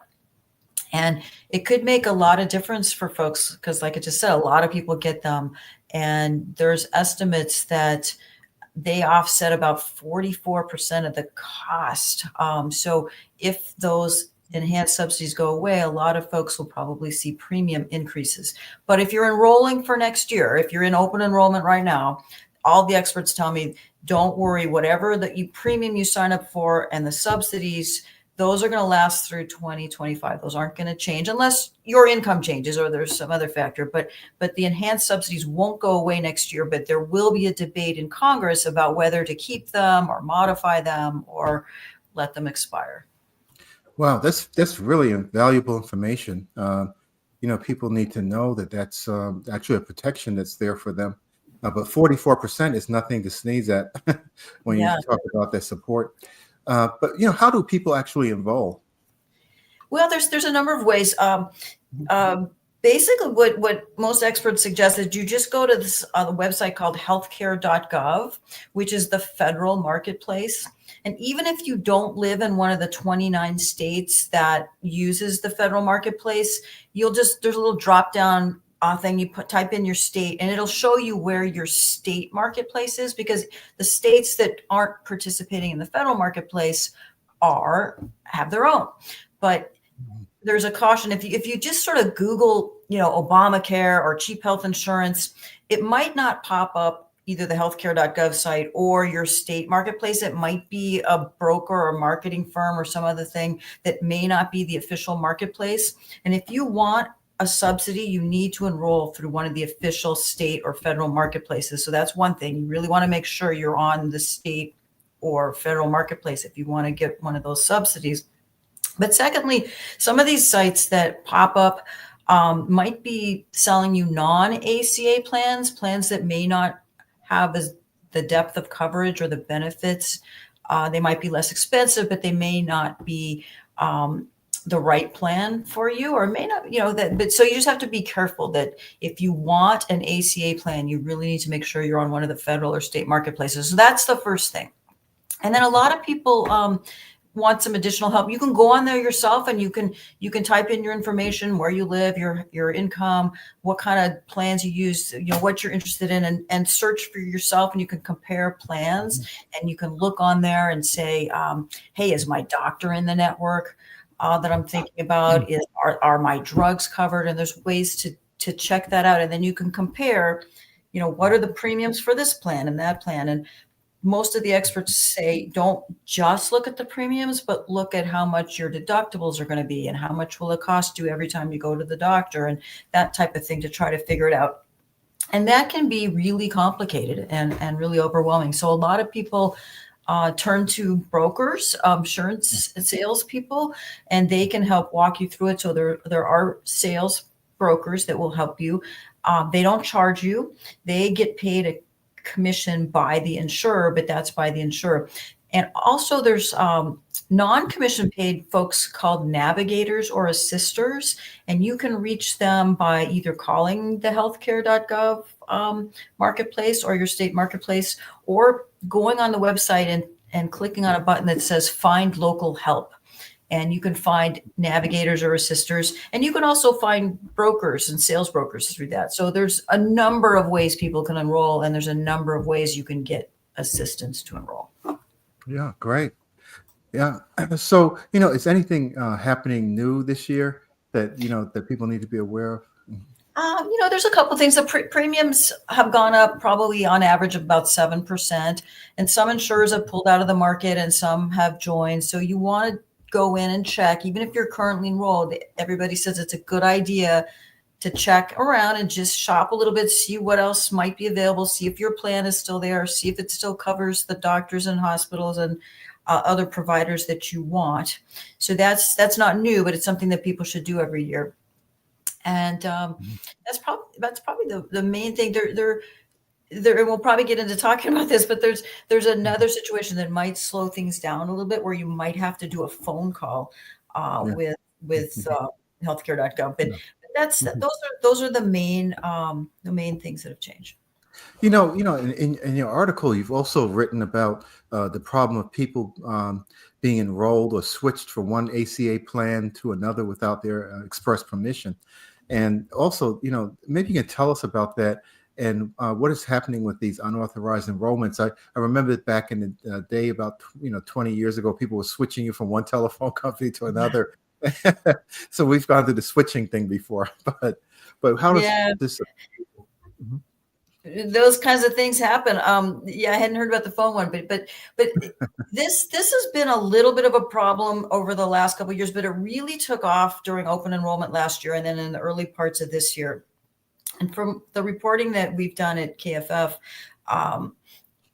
people are getting signed up, or enrolled, or switched to a different plan without their knowledge in several different ways. And it can cause a problem, because if you are in one plan and you think you're in that plan and you go to the doctor, but suddenly that doctor doesn't take your plan anymore, like, wait, I didn't change my plan. So people are showing up at the doctor, they're showing up at the hospital, they're showing up at the pharmacy, and their plan is not the one they thought they had, and it may not be covered. So that's one problem for consumers. And another problem is if they were enrolled in a plan that they didn't qualify for, maybe they had job-based insurance, and so they don't qualify for Affordable Care Act coverage, but yet a premium tax credit was granted in this unauthorized enrollment. Those folks are getting what are called 1095 forms at the end of the year for taxes, and they're thinking, wait, I'm not in this plan, and they might actually owe back taxes on those premium tax credits that were paid out, even though they never enrolled in that plan. So there's all kinds of problems. This apparently started with some brokers wanting the commissions that are paid, and so they were signing people up for these plans, whether they kind of understood it or not. So that's part of it, that brokers who have brought this to the attention of the government, I'm going to say that some of the very legitimate broker groups have had this concern for a while, and they blame much of the problem on how easy it is for some of these rival agents to access information in the federal marketplace. They basically only need somebody's name, date of birth, and state of residence, and they can be certified to sell this insurance. And then they can get into the healthcare.gov website and or through its partners and make some of these changes. So there's been a real concern about that, and there's been some crackdowns on it as well. But that's been going on much of this year. There were more than 200,000 complaints about it just this year alone. Yeah. Because, I actually have a friend who was going through cancer treatment and had that same thing happen with the plan switch. And in the middle of, receiving radiation therapy and, monoclonal antibody treatment and that kind of thing. So they were, they went to one of the sessions and they said, well, this is not the right plan. And they were like, what? I've been coming here already. I've been receiving treatments up to this point. And they had to go through a terrible time period trying to get everything reestablished and set up the correct way, to complete cancer treatment. And so that can be really alarming for people who are in those situations. Right. So what has been done to try to stop it? Yeah, when you don't need, when you're already struggling with some kind of health problem, that's the last thing you need is to then be hassling with this insurance problems. It's very devastating for people. Yeah. Emotionally and physically. Yeah. Mm-hmm. And so what's been going on to try to stop this? And is it working? Well, the Centers for Medicare and Medicaid Services, which oversees this, the healthcare.gov website, for example, has said that they've made some changes. So one of the things they've done is say that, okay, from now on, starting in July, if anybody is trying to make a change to a policy and if an agent is unaffiliated with that policy, meaning it's a different agent than perhaps the one that you had, that change has to take place in a three-way call between the consumer, healthcare.gov, and this agent to just confirm that, yes, indeed, this consumer wants to make this change. So that's one of the things that they have done. So these three-way calls for people who are unaffiliated with your policy, that may mean you have to get on the phone and do this three-way call when you're signing up or making a change, that kind of thing. That's one thing. The second thing they've done is they've barred about two of these. There's about a dozen private enrollment sites that link to healthcare.gov kind of on the back end. Consumers mostly don't see this, but they've barred two of them because they've had some concerns related to these switching problems. They've also removed about 850 agents that they suspected might be involved in some of this improper switching while they investigate those concerns. And some of these agents have been reinstated. Some of them were not involved. So that's been some of the pushback to this, is some of the legitimate agents are saying, hey, wait, some of our good guys, so to speak, are getting caught up in this this effort, but some of them probably were part of the, could have been part of this switching problem. So those are some things that the Centers for Medicare and Medicaid Services have done. There's also been a lawsuit filed that's alleging that a lot of this is going on, and it's representing consumers, but also some agents who lost business as a result of this. And so that's ongoing.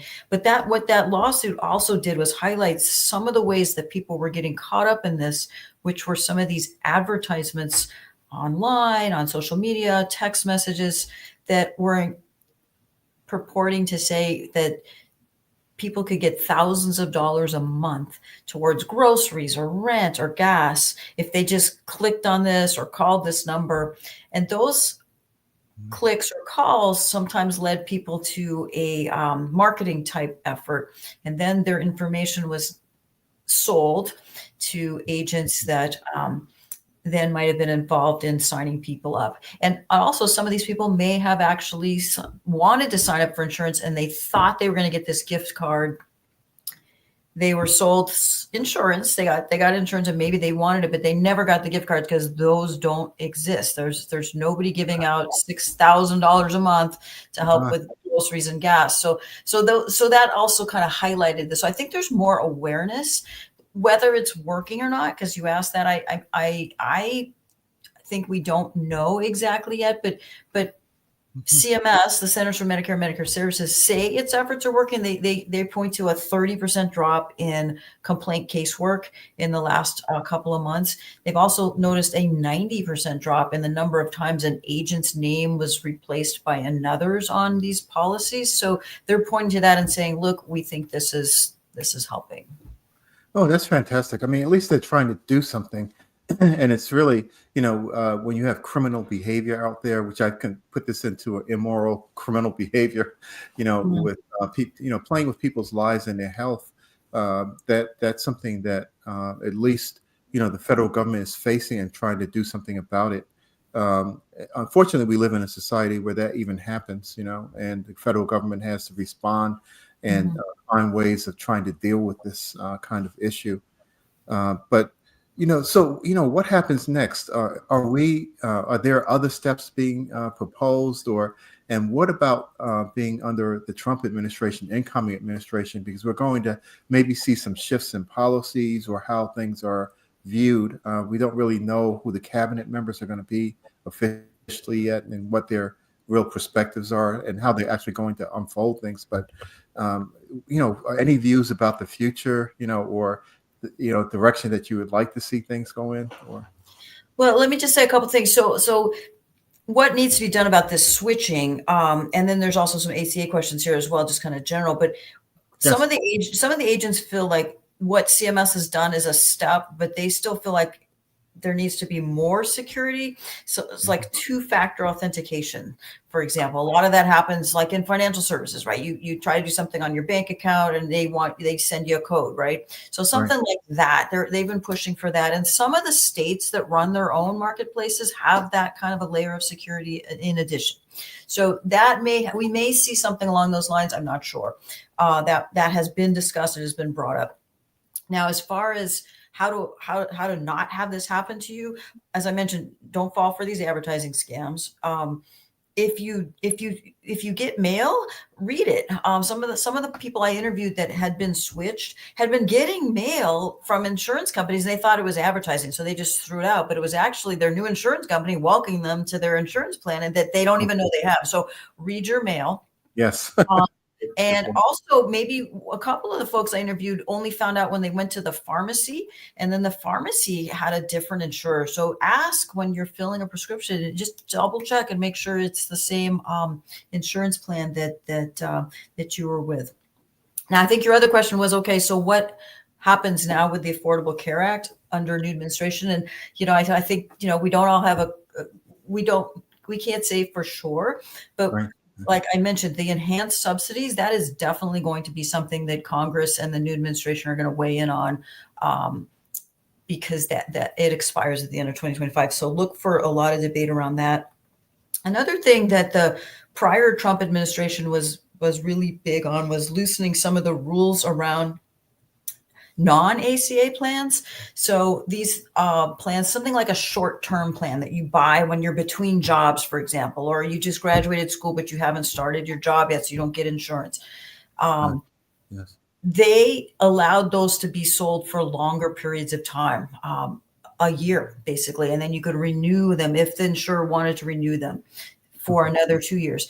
The Biden administration rolled that back to at most 4 months, because these are generally plans that don't have sort of the comprehensive coverage that others do. They can also what's called underwrite you, which means they can ask you health questions and they can turn you down if you have a health problem, whereas they can't do that in the Affordable Care Act. But I wouldn't be surprised if those get extended again so that people can buy them for longer periods of time. And then we may see some other sort of non-ACA kind of plans, the rules around those loosened. So there may be more options for people, but people will also need to be savvy shoppers and really look at what it is they're buying. Yeah, that's a really good point, because when you were saying that, I was just thinking that, if you're between jobs, many times people go out on Cobra. And the first time I heard that term, I saw the fangs of the snake, because it has a tendency to be very expensive. Yeah. So, but that may be an incentive for people to try to use a program like that you're talking about, because it may seem cheaper, but then you have this underwriter who's actually combing through and cherry picking, who's actually going to be covered or not. Mm-hmm. And then you have to answer those health questions and just be very careful that you answer them all correctly. But yes, yeah. Another problem back, ACA plans can't do that. But I remember covering the individual insurance market before the Affordable Care Act, and people would sign up for coverage. They'd fill out those forms, but maybe they didn't write down that, I don't know, they saw a doctor for a headache once or twice, or some other kind of problem. And then they got, I don't know, cancer later or something like that. The insurer could then go back and look at their questionnaire and say, oh, you didn't tell us about that headache or whatever it was 5 years ago. So we are going to retroactively cancel your policy. So those kinds of things can't happen with a plan under the Affordable Care Act, but they can, in theory, happen with a plan that's underwritten. So again, people need to kind of be aware of that and kind of watch that if they're buying a plan that's underwritten, that it could actually even be canceled. Yeah, because also one of the things in the background, and we have about 2 more minutes to go, but and maybe we can come back on. We're going to be talking about this. I know throughout the next year, and that kind of, this topic is so germane. But even Medicare, Medicaid issues are going to be interacting with this as well, and how do those things balance? Yeah, we could do a whole program on that, because we didn't even talk about that. But Medicaid expansion is also part of the Affordable Care Act, and many states have expanded coverage. But there's going to be a lot of discussion around Medicaid and funding and how that's going to play out in the next Congress and the next administration as well. Yeah. Well, thank you so much, Julie. We're out of time, but always enlightening. Thank you for the work you're doing, because it enlightens people about what they need to know about their health. And so I read your news articles all the time, because they are really powerful. So thank you for what you're doing, and stay with us. We have another show coming up shortly. Don't go anywhere.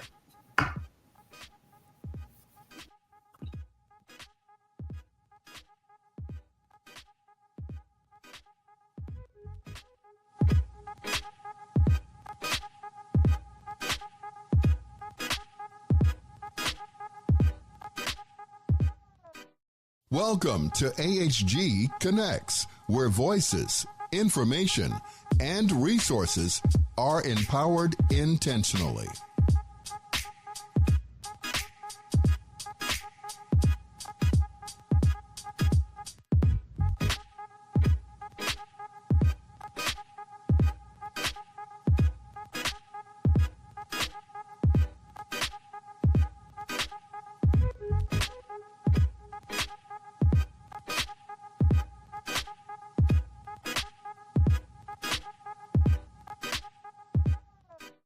Welcome. Market, advertise, and sponsor your business with Vietnam veteran Cliff Kelly and America's Heroes Group, where information and resources are intentionally disseminated via radio, print, and social media. Call our office for more details at 312-803-2618. I'm Ken Jennings. All of us here at Jeopardy want to thank you for your service to our nation. We truly honor and appreciate you, and what's more, we're looking for contestants like you to play on our show. So head to Jeopardy.com now and take the Anytime test, and we're looking forward to seeing you soon right here on the Alex Trebek stage.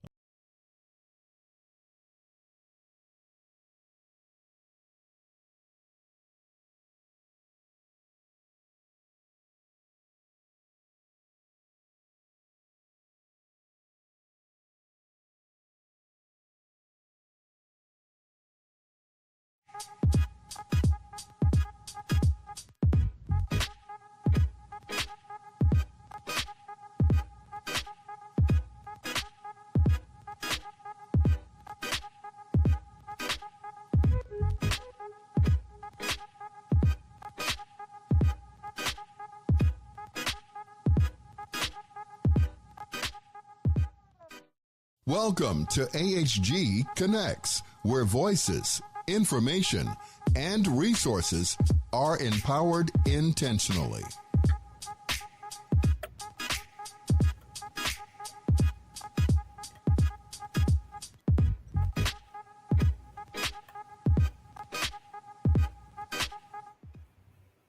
Welcome to America's Heroes Group Roundtable live stream digital media show. Today is Wednesday, December 4th, 2024. December is AIDS Awareness and National Human Rights Month. I'm your host, U.S. Army Flight Surgeon and Iraq Combat Medic, Colonel Dr. Damon Arnold, MD. And we have with us today an esteemed media partner, Stephanie Collada. She's a U.S. Army Reserve Sergeant First Class, veteran founder, and host of the Political Veteran Podcast and AHG correspondent. And she's bringing a topic to me today where she's going to twist my mind and I'm going to become enlightened. But she is an expert on many of the policies and the bills that are going through our Senate and House, and, you know, making sure that things are watched as we are making decisions. So our discussion is on HR Bill 9495, the impact if it passes the Senate. And HR 9495 is Stop Terror, Financing, and Tax Penalties on American Hostages Act. Hi, how are you doing, Stephanie? Doing good. I apologize for the cat. Jeez. Oh, I had one here too. I had my door closed, but my cat likes to come in too. So I feel really at home now. Thank you. So this is my stress reliever by while everything has been going on. So Bill 9495 is something that's been making a lot of people pretty stressed. What it does, it's called, the full name of it is Stop Terror, Financing, and Tax Penalties on American Hostages Act. Sounds great, right? Like something that anybody would be behind. You want to do. Right. Right.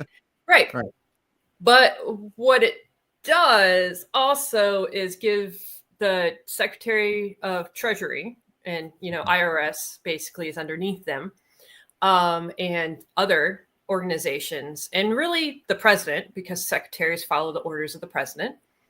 And if they don't, they get fired. And we know President Donald Trump is very good at doing that via X, or then Twitter. So we know that power can be held. And so if they don't do what he likes, he's going to find somebody else that does it.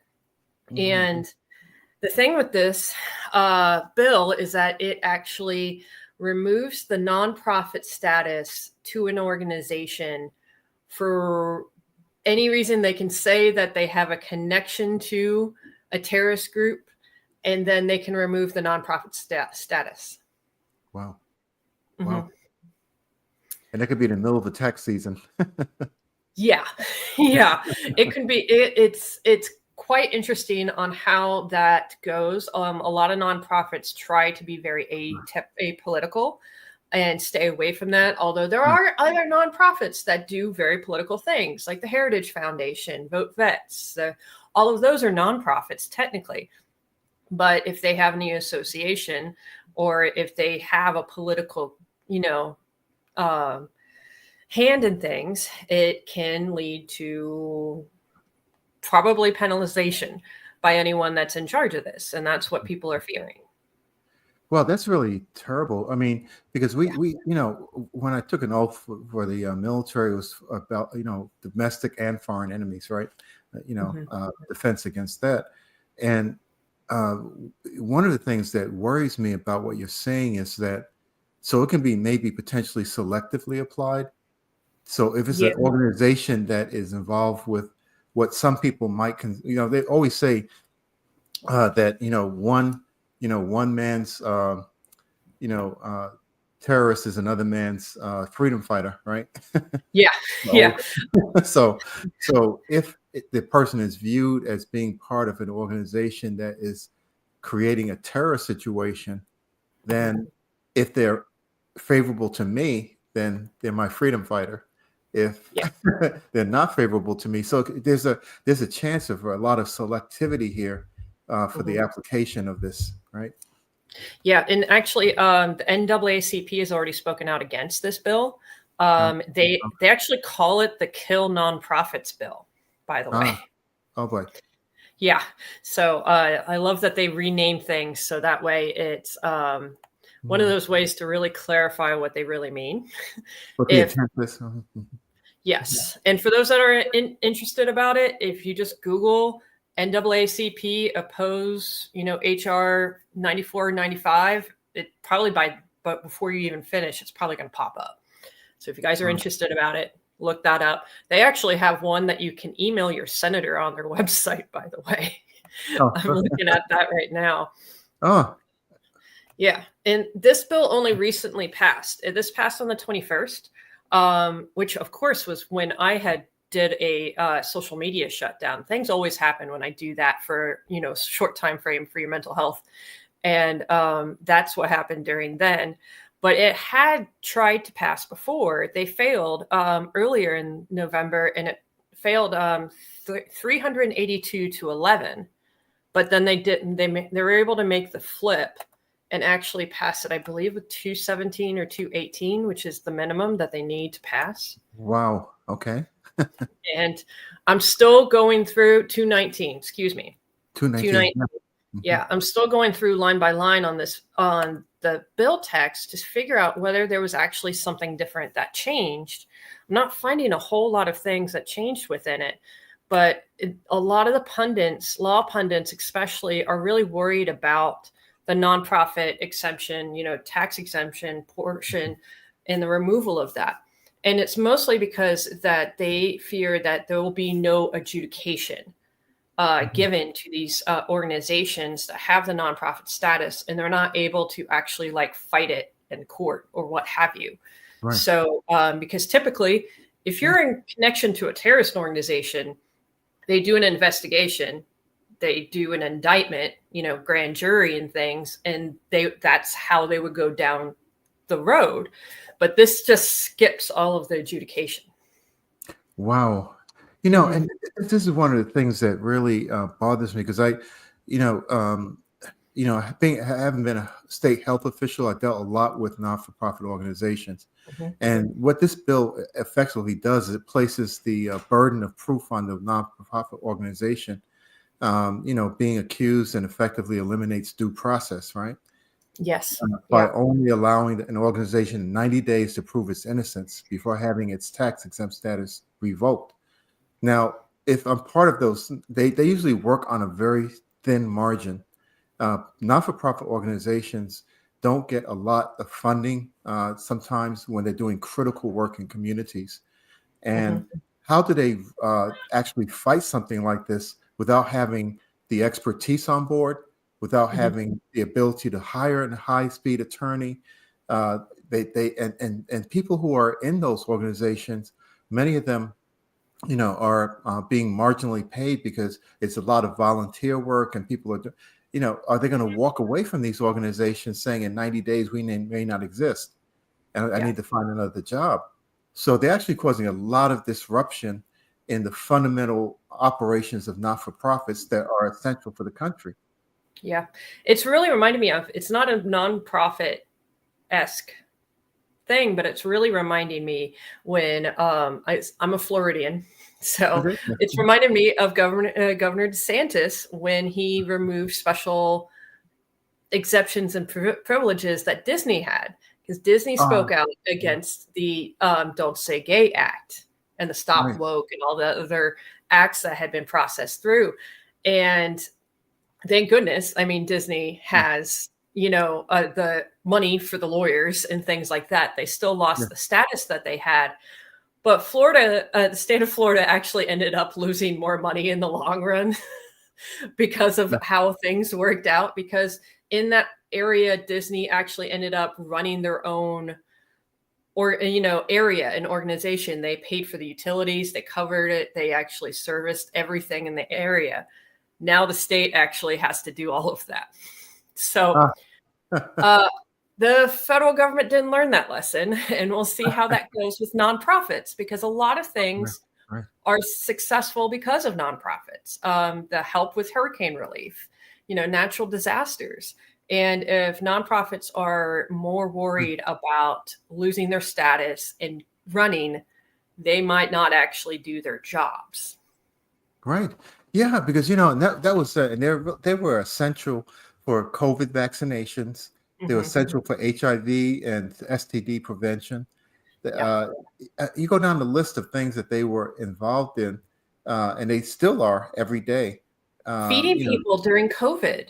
Yes. I mean, there was scores of organizations that popped up and created so that people can feed people that were starving during COVID because of XYZ that was going on.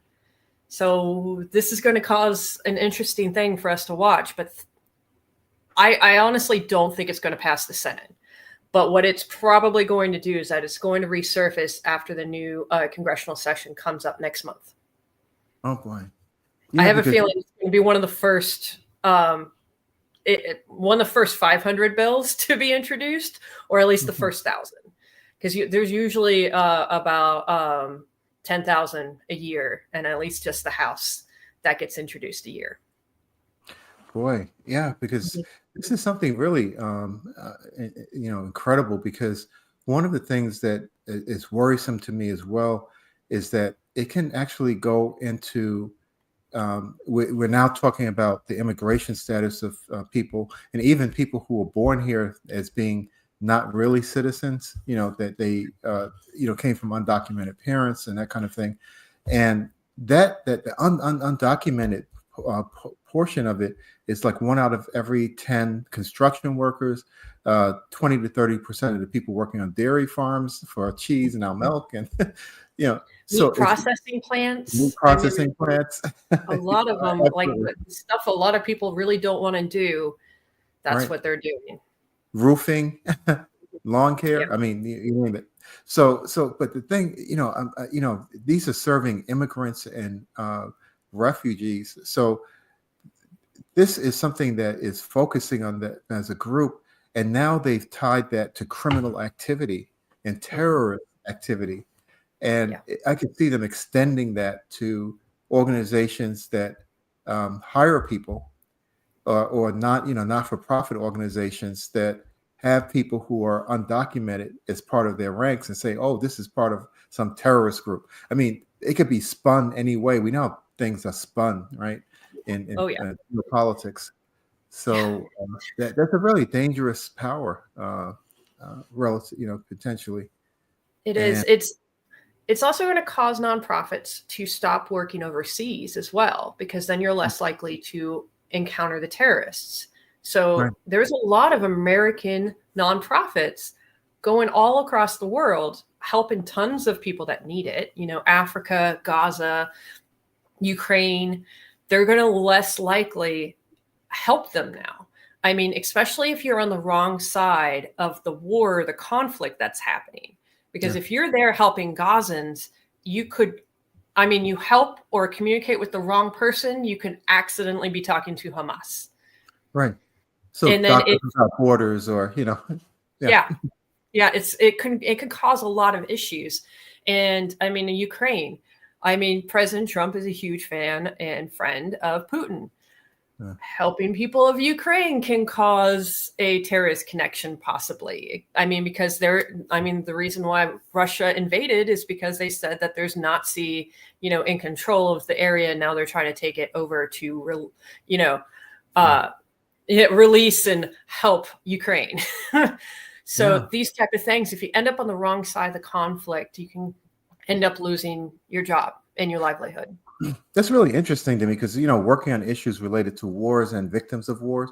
Now, so when I was in Iraq, did 2 tours over there, and I was helping, our veterans, of course, the soldiers and the airmen and that kind of thing.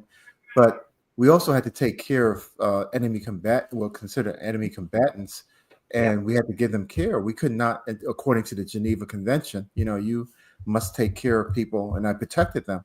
So am I aiding a terrorist now, or as a military person, as a soldier? So it's really it's a very complex issue. And I think that, issues around equity and and even the domestic terrorism, right? So we have, the Proud Boys, we have other groups that are domestic terrorists that have been identified as that. And does that affect all their affairs? Or are they going to be feared? I don't know. Yeah. Oh my goodness. That reminds me. When I was new to a certain town, I was looking up events online to try to figure out where, I can meet people and, get to know local people and have some fun that way. So I found an ice cream social. I was like, okay, cool. No, that was actually where they recruited people for Proud Boys in my area. Found out before I showed up, thank goodness. Wow. But you would have never known until you started talking to them, and then you would have the association down. So, and this was 2 years before, before January 6th. Wow. Yeah. Yes, that was interesting. And a few of the guys actually that were there that I saw like on the list of, the stuff, you could see it was posted publicly. They were actually arrested. Oh boy. Or tied to January 6th. So there are a lot of ways that you can accidentally walk in and somehow get loosely associated. Yeah. And see, we have to really get to the point where we, bring the country back together again. And those kinds of situations, I'm hoping that and you have Democrats and Republicans on this bill, right, supporting it. And I'm not sure of what the thinking is behind it, but I'm really hoping that it does get defeated, as you were mentioning, because the impact on not-for-profit organizations can't be withstood. But, if we really start destroying the fundamental things, because most of the people in the not-for-profits aren't making a whole lot of money, okay, first of all. Some of them are making barely above minimum wage. For really taking care of people and dedicated to the community. They have a motivation, a passion for helping people. And if you discourage them from doing that, we're actually shooting ourselves in the foot. Yeah, we are. What was it? I found a quote from Representative Jamie Raskin, who's really been on top of a lot of the legal stuff that happens in the ethics committee. If you guys ever wanted to look up somebody that really is outspoken and he really is on point on a lot of things, it's Jamie Raskin. He's a great representative from Maryland. Yeah. He actually has said that the bill's constitutionality may be in question because the language does not specifically, or he says sufficiently distinguish between foreign and domestic threats. Right. Yes. That can be something that could be thrown in there, and that could come up in the Supreme Court, all the way up to the Supreme Court with this law if the right case actually gets through. So it's something to really watch and see how that would go, because this might be something we would be watching the next couple of years. Wow. So what is the Treasury Department's response been? Anything that you're aware of?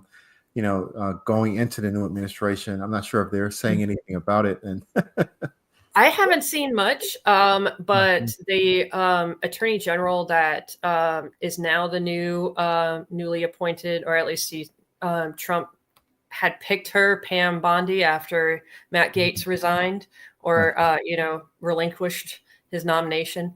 Pam Bondi is looking towards. She really does want to. They're saying she's targeting Trump enemies. So we'll see how that one actually works out. If she is doing that. She is actually a lawyer for President Trump. She was actually part of his legal team for one of his impeachments, actually. And one of the few lawyers that was not indicted in all of the election issues that happened with 2020 either. I was pretty surprised about that because I made sure I looked that up. She wasn't part of any of that I can find. Okay. But yeah, she is one of his personal lawyers, but she has attorney general experience. She was the attorney general of Florida for a number of years. Yeah. So one up on Matt Gaetz, at least. Yeah. At least some experience. Yes. And she was smart enough not to get in trouble with other things, investigations that have indicted other lawyers of President Trump. And those have pleaded guilty. So she's a smart cookie. So we'll see how that goes on. How that one works out. I will be very interested to see her hearings, her nomination hearing and stuff like that. And they'll probably talk about something like this as well for next congressional session. This will probably be something that they will bring up. I can imagine a couple of the House representatives, because the House doesn't do any of the hearings for nominations. That's just the Senate. So, but I can imagine the House representatives maybe working with the senators and probably get those questions put out there for them. Yeah, and all we can do is hope that things go well, because the people who this will impact are, our citizens, our people in this country who are, trying to do good things, are trying to build a positive environment for people. And we have too many people who are homeless and, despondent. We have mental health issues out there where we have, not-for-profits helping with mental health issues, bullying. I mean, violence prevention. Those things are really, critical for our safety and the sanctity of the people in our country. And so I'm hoping that she does do a good job, if she does, assume that position, after the nomination process. Yeah. Yeah, there's other organizations other than the NAACP that has voiced, their opposition to this bill as well. The AFL-CIO, which I had to Google because I couldn't remember with that one, and that is the American Federation of Labor and Congress of Industrial Organizations. It's the National Trade Union Center. So them, United Auto Workers and Planned Parenthood have already sent letters to Congress voicing their strong opposition to it. They're worried. So that could be that. I was expecting Planned Parenthood to voice some opposition to it, because they get enough domestic threats themselves for just doing their jobs. So I can imagine that they don't want any more drama than they're already getting. And with everything going on, it could be very stressful. So we'll have to see on how those things go. Right. And and that, it brings in their funding into question too. And this is something that, they are, and actually I haven't seen as much outreach from not-for-profits in this season as I've seen before. And I'm not sure of what's going on, whether, maybe your spam folder or your junk folder is doing a real good job, because I've gotten a lot. I'm missing my mail. Okay. Because I've gotten a lot of emails yesterday, because yesterday's Giving Tuesday, which is the Giving Tuesday. Tuesday after Thanksgiving. And that's where all the nonprofits were like, all right, where's the money? Let's go and try to raise a ton. And so I've gotten a lot of emails. I got one from the Chicago Art Institute. So yeah, they're still working. They're still trying to do their jobs and trying to help out. And I highly recommend people to try to talk about, talk with them, try to voice their support.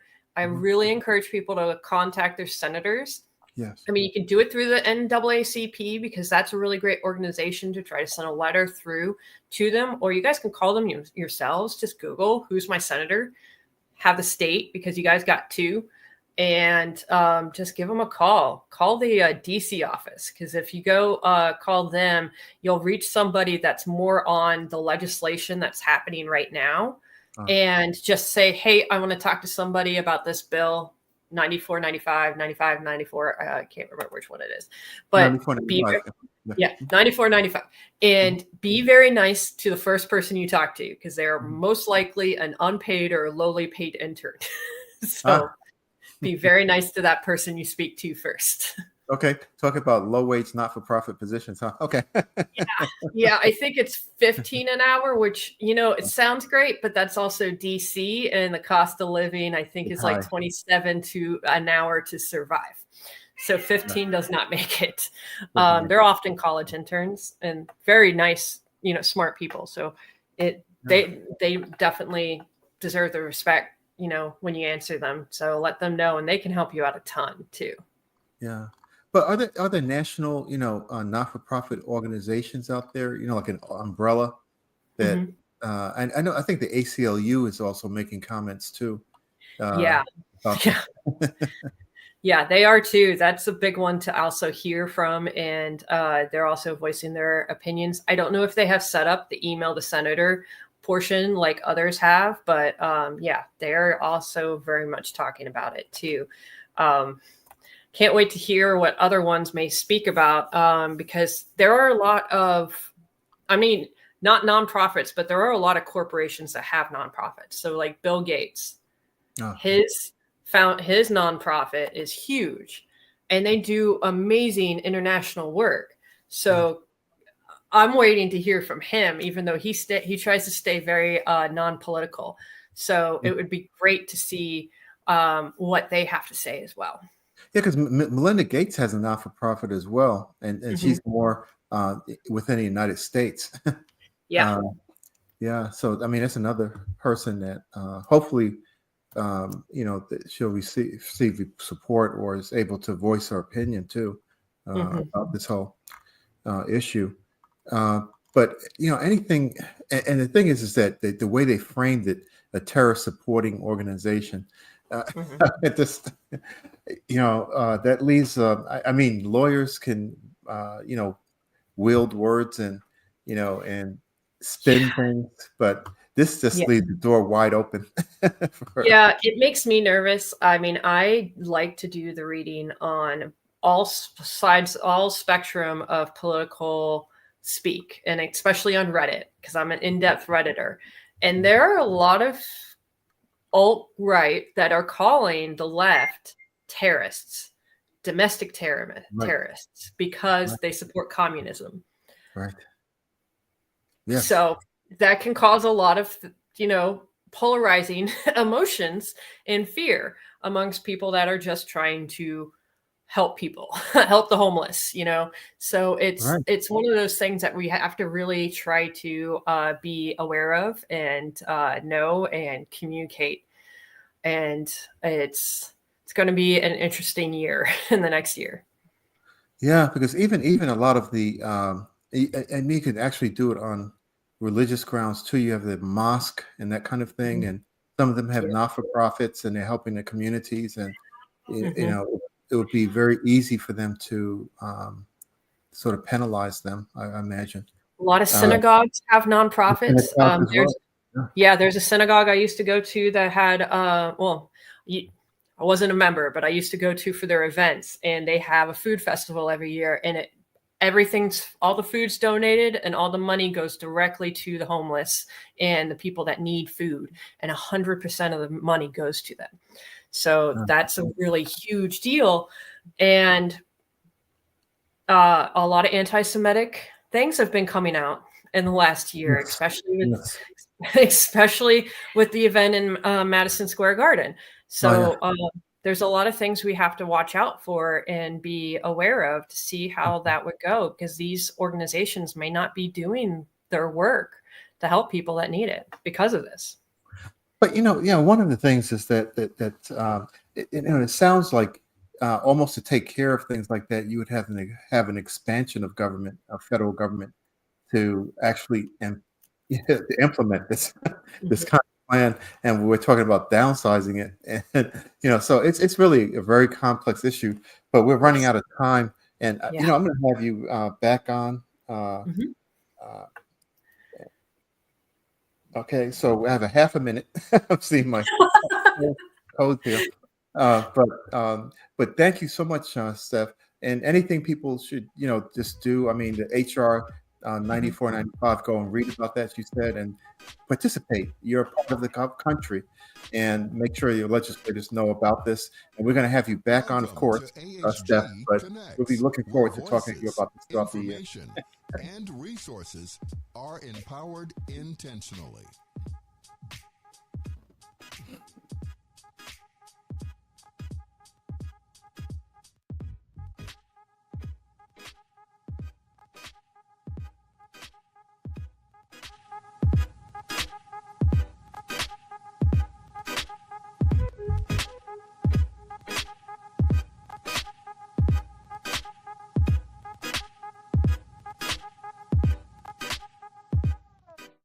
Welcome to AHG Connects, where voices, information, and resources are empowered intentionally.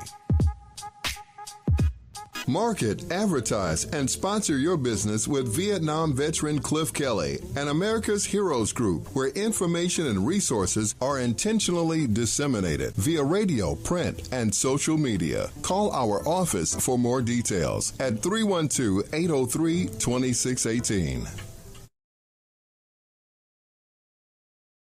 I'm Ken Jennings. All of us here at Jeopardy want to thank you for your service to our nation. We truly honor and appreciate you, and what's more, we're looking for contestants like you to play on our show. So head to Jeopardy.com now and take the Anytime test, and we're looking forward to seeing you soon right here on the Alex Trebek stage.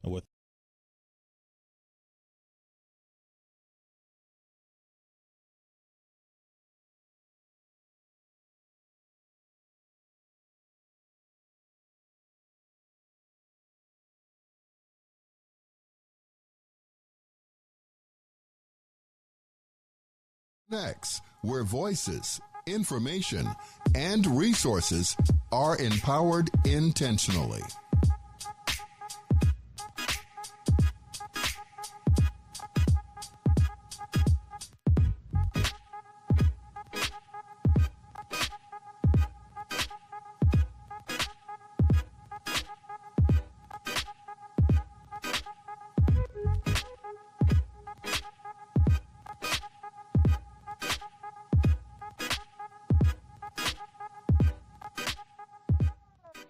Welcome to AHG Connects, where voices, information, and resources. Good evening, everybody. For those of you who are joining me for the first time, my name is Attorney Joan Clay. I am actually the founder and CEO of a nonprofit called the Village Legal and Community Project. So we are a nonprofit based on the south side of Chicago. We offer pro bono civil legal services. We also offer legal services to small businesses. And we have a cohort for entrepreneurs who are interested in starting a business. This is part of our economic development programming. So tonight, I'm actually very excited to welcome Christy Dawson to the show. Christy, thank you for joining us. And you are actually, you served in the Army, is that correct? That is correct. I served in the Army, and my MOS was 93 Papa Aviation Operations. I served my entire military career at Fort Hood in Texas. I am a veteran. Well, yes, thank you so much for your service. I'm excited to welcome you because one of our big initiatives is entrepreneurship, and we work with a lot of entrepreneurs. So not only are you an entrepreneur, but you're also a consultant and you work with entrepreneurs. So why don't you tell us a little bit about Havana, about your coffee business? So I started I was living in Atlanta in 2018. I started my coffee company. I always tell the story that I had one too many bad cups of coffee. And so I began the journey of testing coffee blends and purchasing, green beans and roasting them myself just to come up with a better cup of coffee. And so I was like, well, if I want a better cup of coffee, I'm sure there are other coffee drinkers and coffee lovers that would love a better cup of coffee. So I started my journey, and here I am in Chicago now. And so we sell online at the moment, whole beans, ground coffee, and things like that, as well as herbal tea. And so I love coffee. I know everyone else does too. Well, I'm a coffee lover, so yes. I always get excited to talk to people who actually took, an everyday thing for them and said, hold on a minute. I think that I can do this differently. I think I could do this better. So why not? Yes. If you had what are your top 3 tips you have for any entrepreneur now that you've invested, several years in developing your business? If I asked you what top 3 tips or advice you would have for an entrepreneur, what would they be? Number 1 is to get a mentor. So even if you have a mentor that's in your industry, or if you just have a mentor that has been in business for a while, I would get a mentor and kind of lean on them for advice on running a business. Secondly, I would say research, lots of research for your industry, lots of just reading, a lot of research, attending conferences and things like that. Whatever industry you want to be in, I would get as much knowledge. You never stop learning, but in the very beginning, research is very important.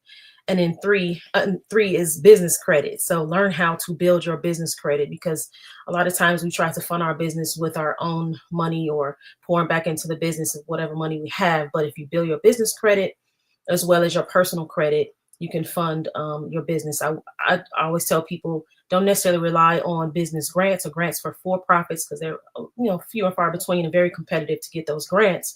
So I would depend on business credit, personal credit. So building those are my top three. Yeah, I think that there's a common misconception. I hear this from a lot of entrepreneurs, like, oh, I'll just apply for a grant for the business.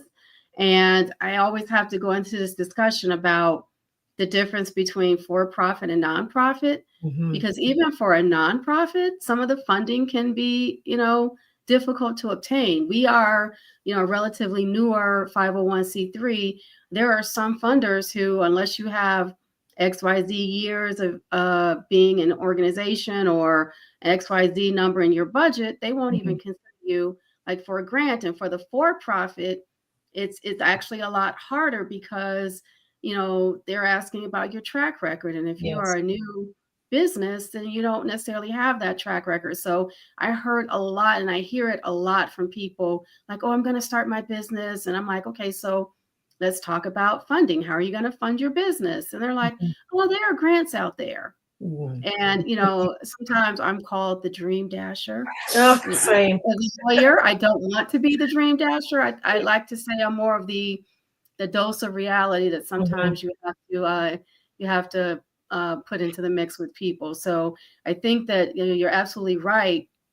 People really need to, when you're thinking about starting a business, look at your personal finances, and then determine how you can establish business credit. Yes. There are a lot of different ways you can do that.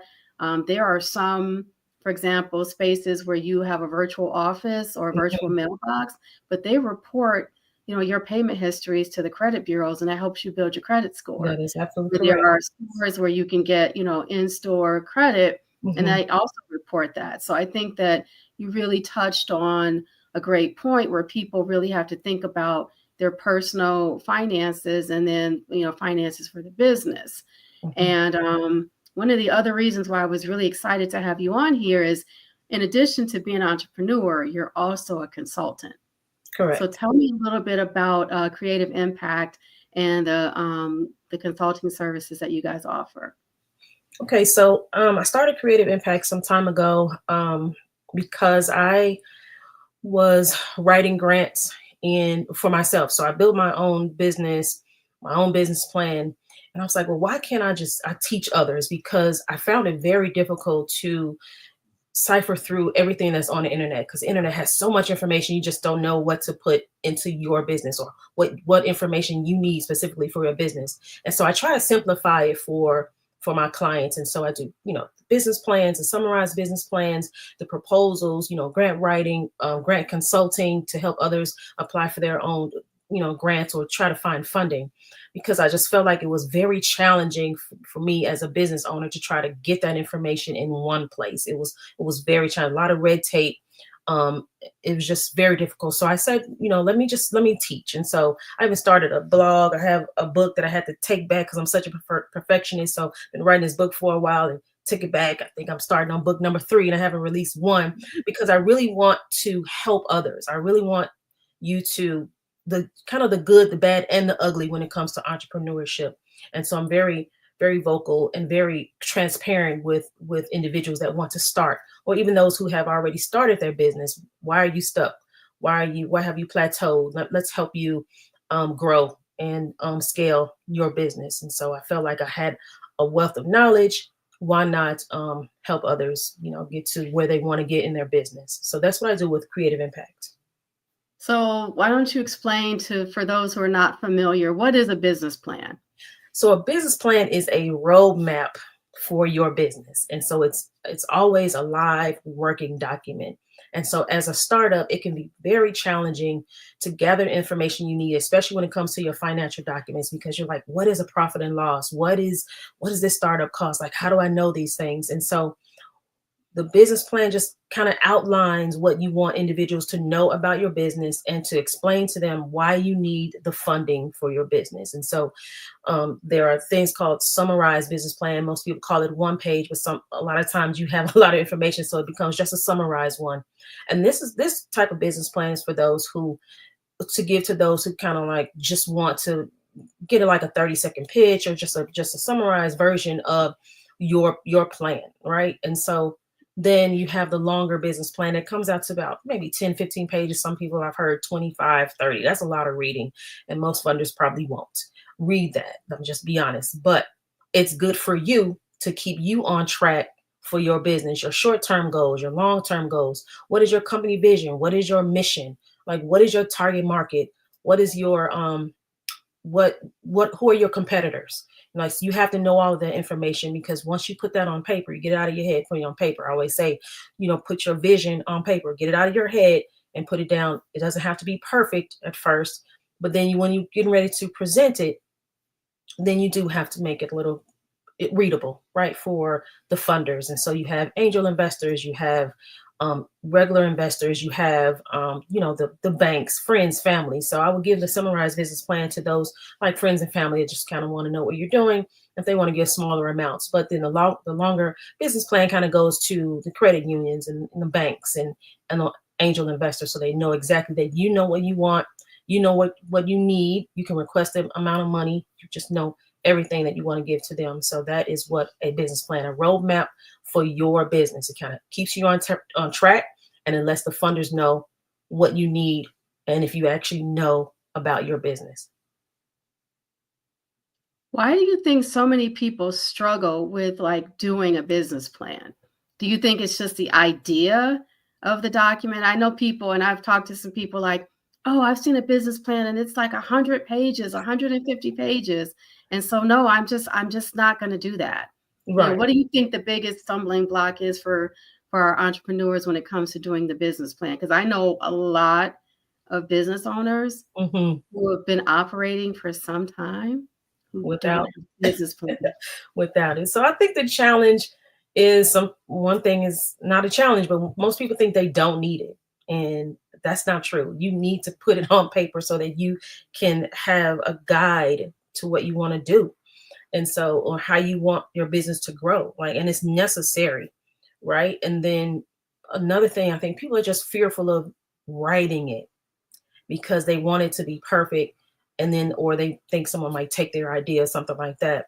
And so another thing, I think I said this in the beginning, that is it's a lot of information on the internet. So you sit down and you type in just 2 words, business plans, you get so much information, pages and pages and pages of templates of how it should look, how it shouldn't look. And, the internet can be very intimidating when it comes to writing the business plan. And so you just don't know where to start. And so consultants like myself can kind of help you, put you on the right road to get you started on writing it, but you absolutely need it for yourself. And if you want eventually to get funding. Yeah. So I think it's fear, just not knowing where to start, and then thinking they don't know it. They don't need it. I'm sorry. And I often have to tell people, because they think, oh, I'm supposed to sit down and just write it all in one day. No. And I'm like, so write in stages. And, there are different areas of the business plan. Pick a topic and fill in that section. So I think that you have to make it into smaller bites for people so that they're not as intimidated by it. Right.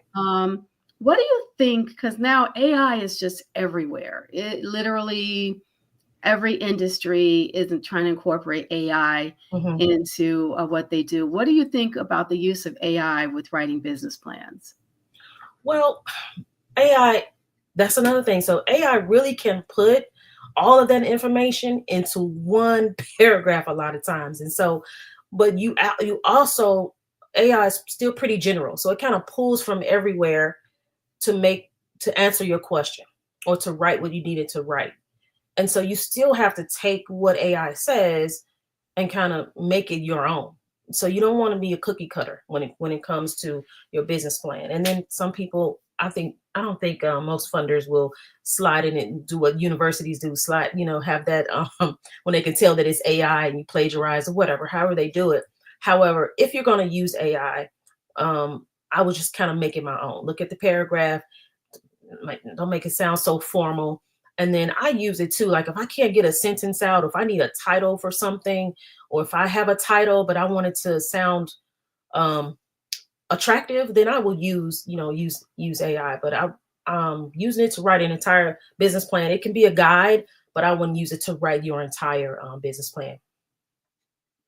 And I've actually seen, like from the nonprofit side with funders, on some of the grant applications, they are asking if you use AI to prepare your grant application. So, I don't think that everyone's using the software to determine if you've been using AI, but sometimes they will ask you to disclose that. And I think you're right.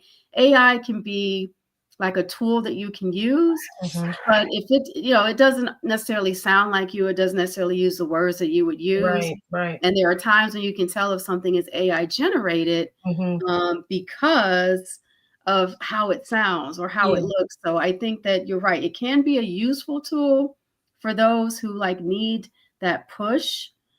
But I think that you also do have to really just spend some time writing or hiring someone like you as a consultant who can offer that sort of help, whether it's writing the business plan for the entrepreneur or reviewing it or just giving them some feedback or some guidance. So I think that a lot of people are really intimidated by the business plan, but it's a necessary tool for you to have for your business. And I think, like you said, it's a living document. So for example, with your business plan, do you do an annual review to kind of see, okay, I had this in my business plan. Did I accomplish what I had in there? Or, do you make tweaks to it? Or what sort of process do you use for your business as far as reviewing your business plan? Well, currently, every other month I'll look at it, but then I'm always adding something to my business. And so, because folks talk about multiple streams of income, and I feel like within your business you can have multiple streams of income, creating products, creating processes, creating different websites, whatever you need to do within your business, you can create that those multiple streams of income. So I'm consistently looking at my business plan. So right now, I'm not sure when I really grow, how often I'll look at it. But, I still almost feel like a startup because the coffee industry is so large. The coffee industry is ever changing. Something's always trending. Sometimes your target market is different, who you want to target. And so I'm completely I started off e-commerce, and then I started to do vendor events, and now I'm on to creating my answer to decaf. I can't reveal it right now, but my answer to decaf, because I'm doing some research and some tasting on something different than decaf, as well as how to become a full operating roastery. So I'm always looking at ways to elevate my business and to grow my business. And so my process, it may be different for others, but my process is probably every other month, sometimes several times a month, that I'll look at my business plan, because I want to make sure I am on track, as well as I'm growing. I'm meeting my short-term goals, and then I'm still on track to meet those long-term goals as well, or add some long-term goals as well. Okay. So what is your advice? Because a lot of people, you're talking about how you're doing your research and you're constantly learning, you're a lifelong learner. What tips do you have for that new entrepreneur who's not really clear on how to do research? A lot of people think, oh, then I've got to pay for research. I have to pay people to do research. What are some of your tips on how to how to ball on a budget as far as research goes? So my research in the very beginning, I was kind of visiting a lot of the coffee shops, kind of seeing what their setup was, just talking to owners and talking to other customers. And then it began to change because social media became so prominent, and just everything was on social media. And so I just began to look at other coffee businesses on social media. So TikTok, Pinterest, Instagram. And so what's crazy about that is that the more companies that you look at in your industry, the algorithm kicks in, right? And so now you're starting to see coffee shops that you never saw before, or coffee businesses. That's for me. And so my research was different. Like, I'm looking through, and then I'll look into their comments or into their post, and then I'll click on something that they have already done, like a coffee farm. So your research changes. So at first it was just me, doing the footwork and going out. I still do it sometimes because I want to see what the competition is. I don't want to open a coffee shop, but I'm always tasting other coffee shops, their blends and things like that, and see what they're doing. But now my research has changed. So now I still have the internet. Sometimes I ask AI a question. Sometimes I ask Siri a question, but definitely on social media, once you start to get into that particular industry and you start to click on those pages, your algorithm changes. So now you're starting to see, oh, they're purchasing their beans from Guatemala, straight from the farm. How can I get connected with that instead of me having a third party? So your research really changes as you go. So and then attending the conferences, attending the conventions that they have all over the country. They had a whole roasting convention right here in Schaumburg that I went to. And so as you begin to learn more about your business and subscribe to a lot of the newsletters from different magazines in your industry, you'll start to learn more about where these events are and what's trending. Like, they're always updating their newsletters. So subscribing to newsletters, social media, just kind of stalking some folks' pages, and then walking into or talking to those that are in that particular industry. And then I know for you, for Creative Impact, you're planning quite a few, well, not quite a few, but you're planning some webinars and some in-person seminars on writing business plans and other things as well, correct? That is correct. I'm always willing to collaborate with nonprofit organizations, just organizations or individuals that want to have me come in and speak to groups of individuals that want to write business plans or, kind of get started in entrepreneurship. And so, yes, some in-person workshops, webinars, and like I said, I'm still working on those books. And then I have a website that is soon to be published as well, that I have my blog, the books, and all of my events. So yes, I'm always looking to collaborate because I want to help.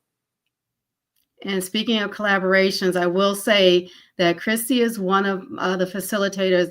The Village Legal and Community Project has a cohort for entrepreneurs. It's called our BOSS program. Mm-hmm. And BOSS stands for Business Owner Smart Start. So when I envisioned this cohort, I said, what do entrepreneurs really need to know about starting a business? And what are the different areas that we need to touch on to give them some exposure to the different areas? So we have a cohort that covers legal entities, business plans, marketing plans, financial statements, how to get certified as a veteran-owned, minority-owned, woman-owned business. Mm-hmm. We talk about different ways to fund your business. And then we always end each cohort with a pitch contest. And so people who have participated in the cohort actually get to present their business ideas to judges. And our judges are always entrepreneurs. They own businesses. They work with entrepreneurs, and they get feedback. And then we also award prizes for our pitch contest participants who win. We have a first, second, and third place. Mm-hmm. We've typically awarded, for example, a one-page business plan that Christy and Creative Impact will do for you. And that's courtesy of the Village as part of your pitch contest prize. So I encourage anyone who's interested. We're going to be starting a new cohort in January, like mid to late January. So definitely sign up. Go on our website, tvlcp.org. You can sign up for our newsletters. There's an application for the BOSS program on there. A lot of times people will ask, what do I need to have? Like, do I have to have a business already established? There are some programs where you have to have a business already established. You have to have a certain amount of gross revenue. Our program is a lot more basic than that. You could have a business idea, or you could have a hobby that you want to turn into a business. And we welcome you to join the cohort, because we will talk about the difference between a corporation and an LLC. Christy will talk about the various components that go into a business plan. We have people who will talk about the marketing plan. And these are all subject matter experts who are, top of their field. And they do this because they all, like me, are very dedicated to economic development and creating businesses, because, people want to be their own boss. People want to have a business they can pass down to their family. People want to employ people in the community. And so when you have all of these things, it leads to stronger communities. People become economically independent. And our BOSS program is free. So there are some programs where you will pay, and some they pay thousands and thousands to be part of these cohorts. So our cohort is actually free. So if there's anyone who has questions about the cohort, if you're interested in the cohort, I really ask that you reach out to the village. Christy has been a facilitator with the organization and with that program since day one. And she's always very, very, very committed to providing great feedback to the participants and really helping them understand the business plan, because it is one of the most intimidating parts of starting a business. Yes, there's a lot of legal things like contracts and paperwork, and we help with like entity formation and your governance documents and things like that. But the business plan is something that can't be neglected.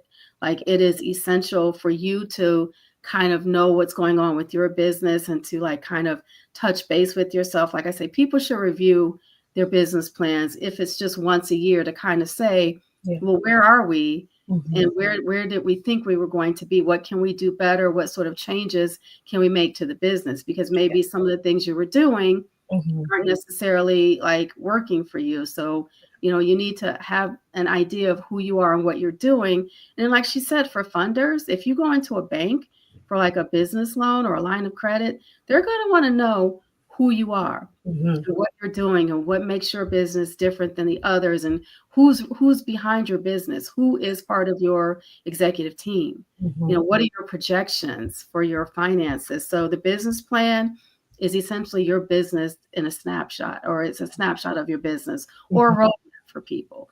So I really encourage everybody, if you're interested in our cohort, please let me know. If you're interested in getting in touch with Christy and Creative Impact, we can put you in touch with her if you need help with your business plan, or with grants, or with any sort of consulting work to help your business.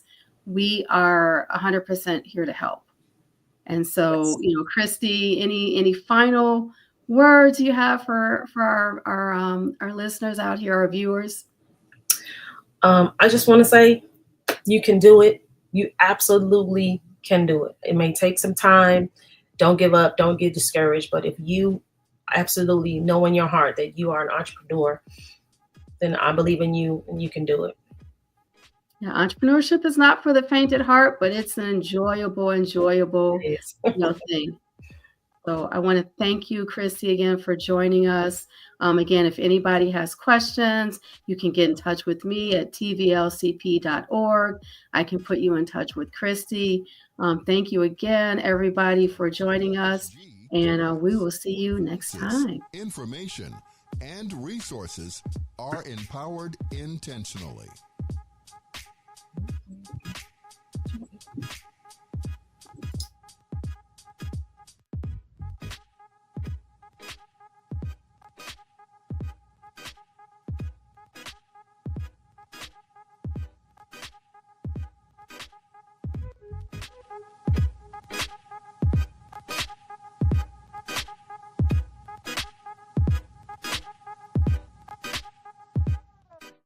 Welcome to AHG Connects, where voices, information,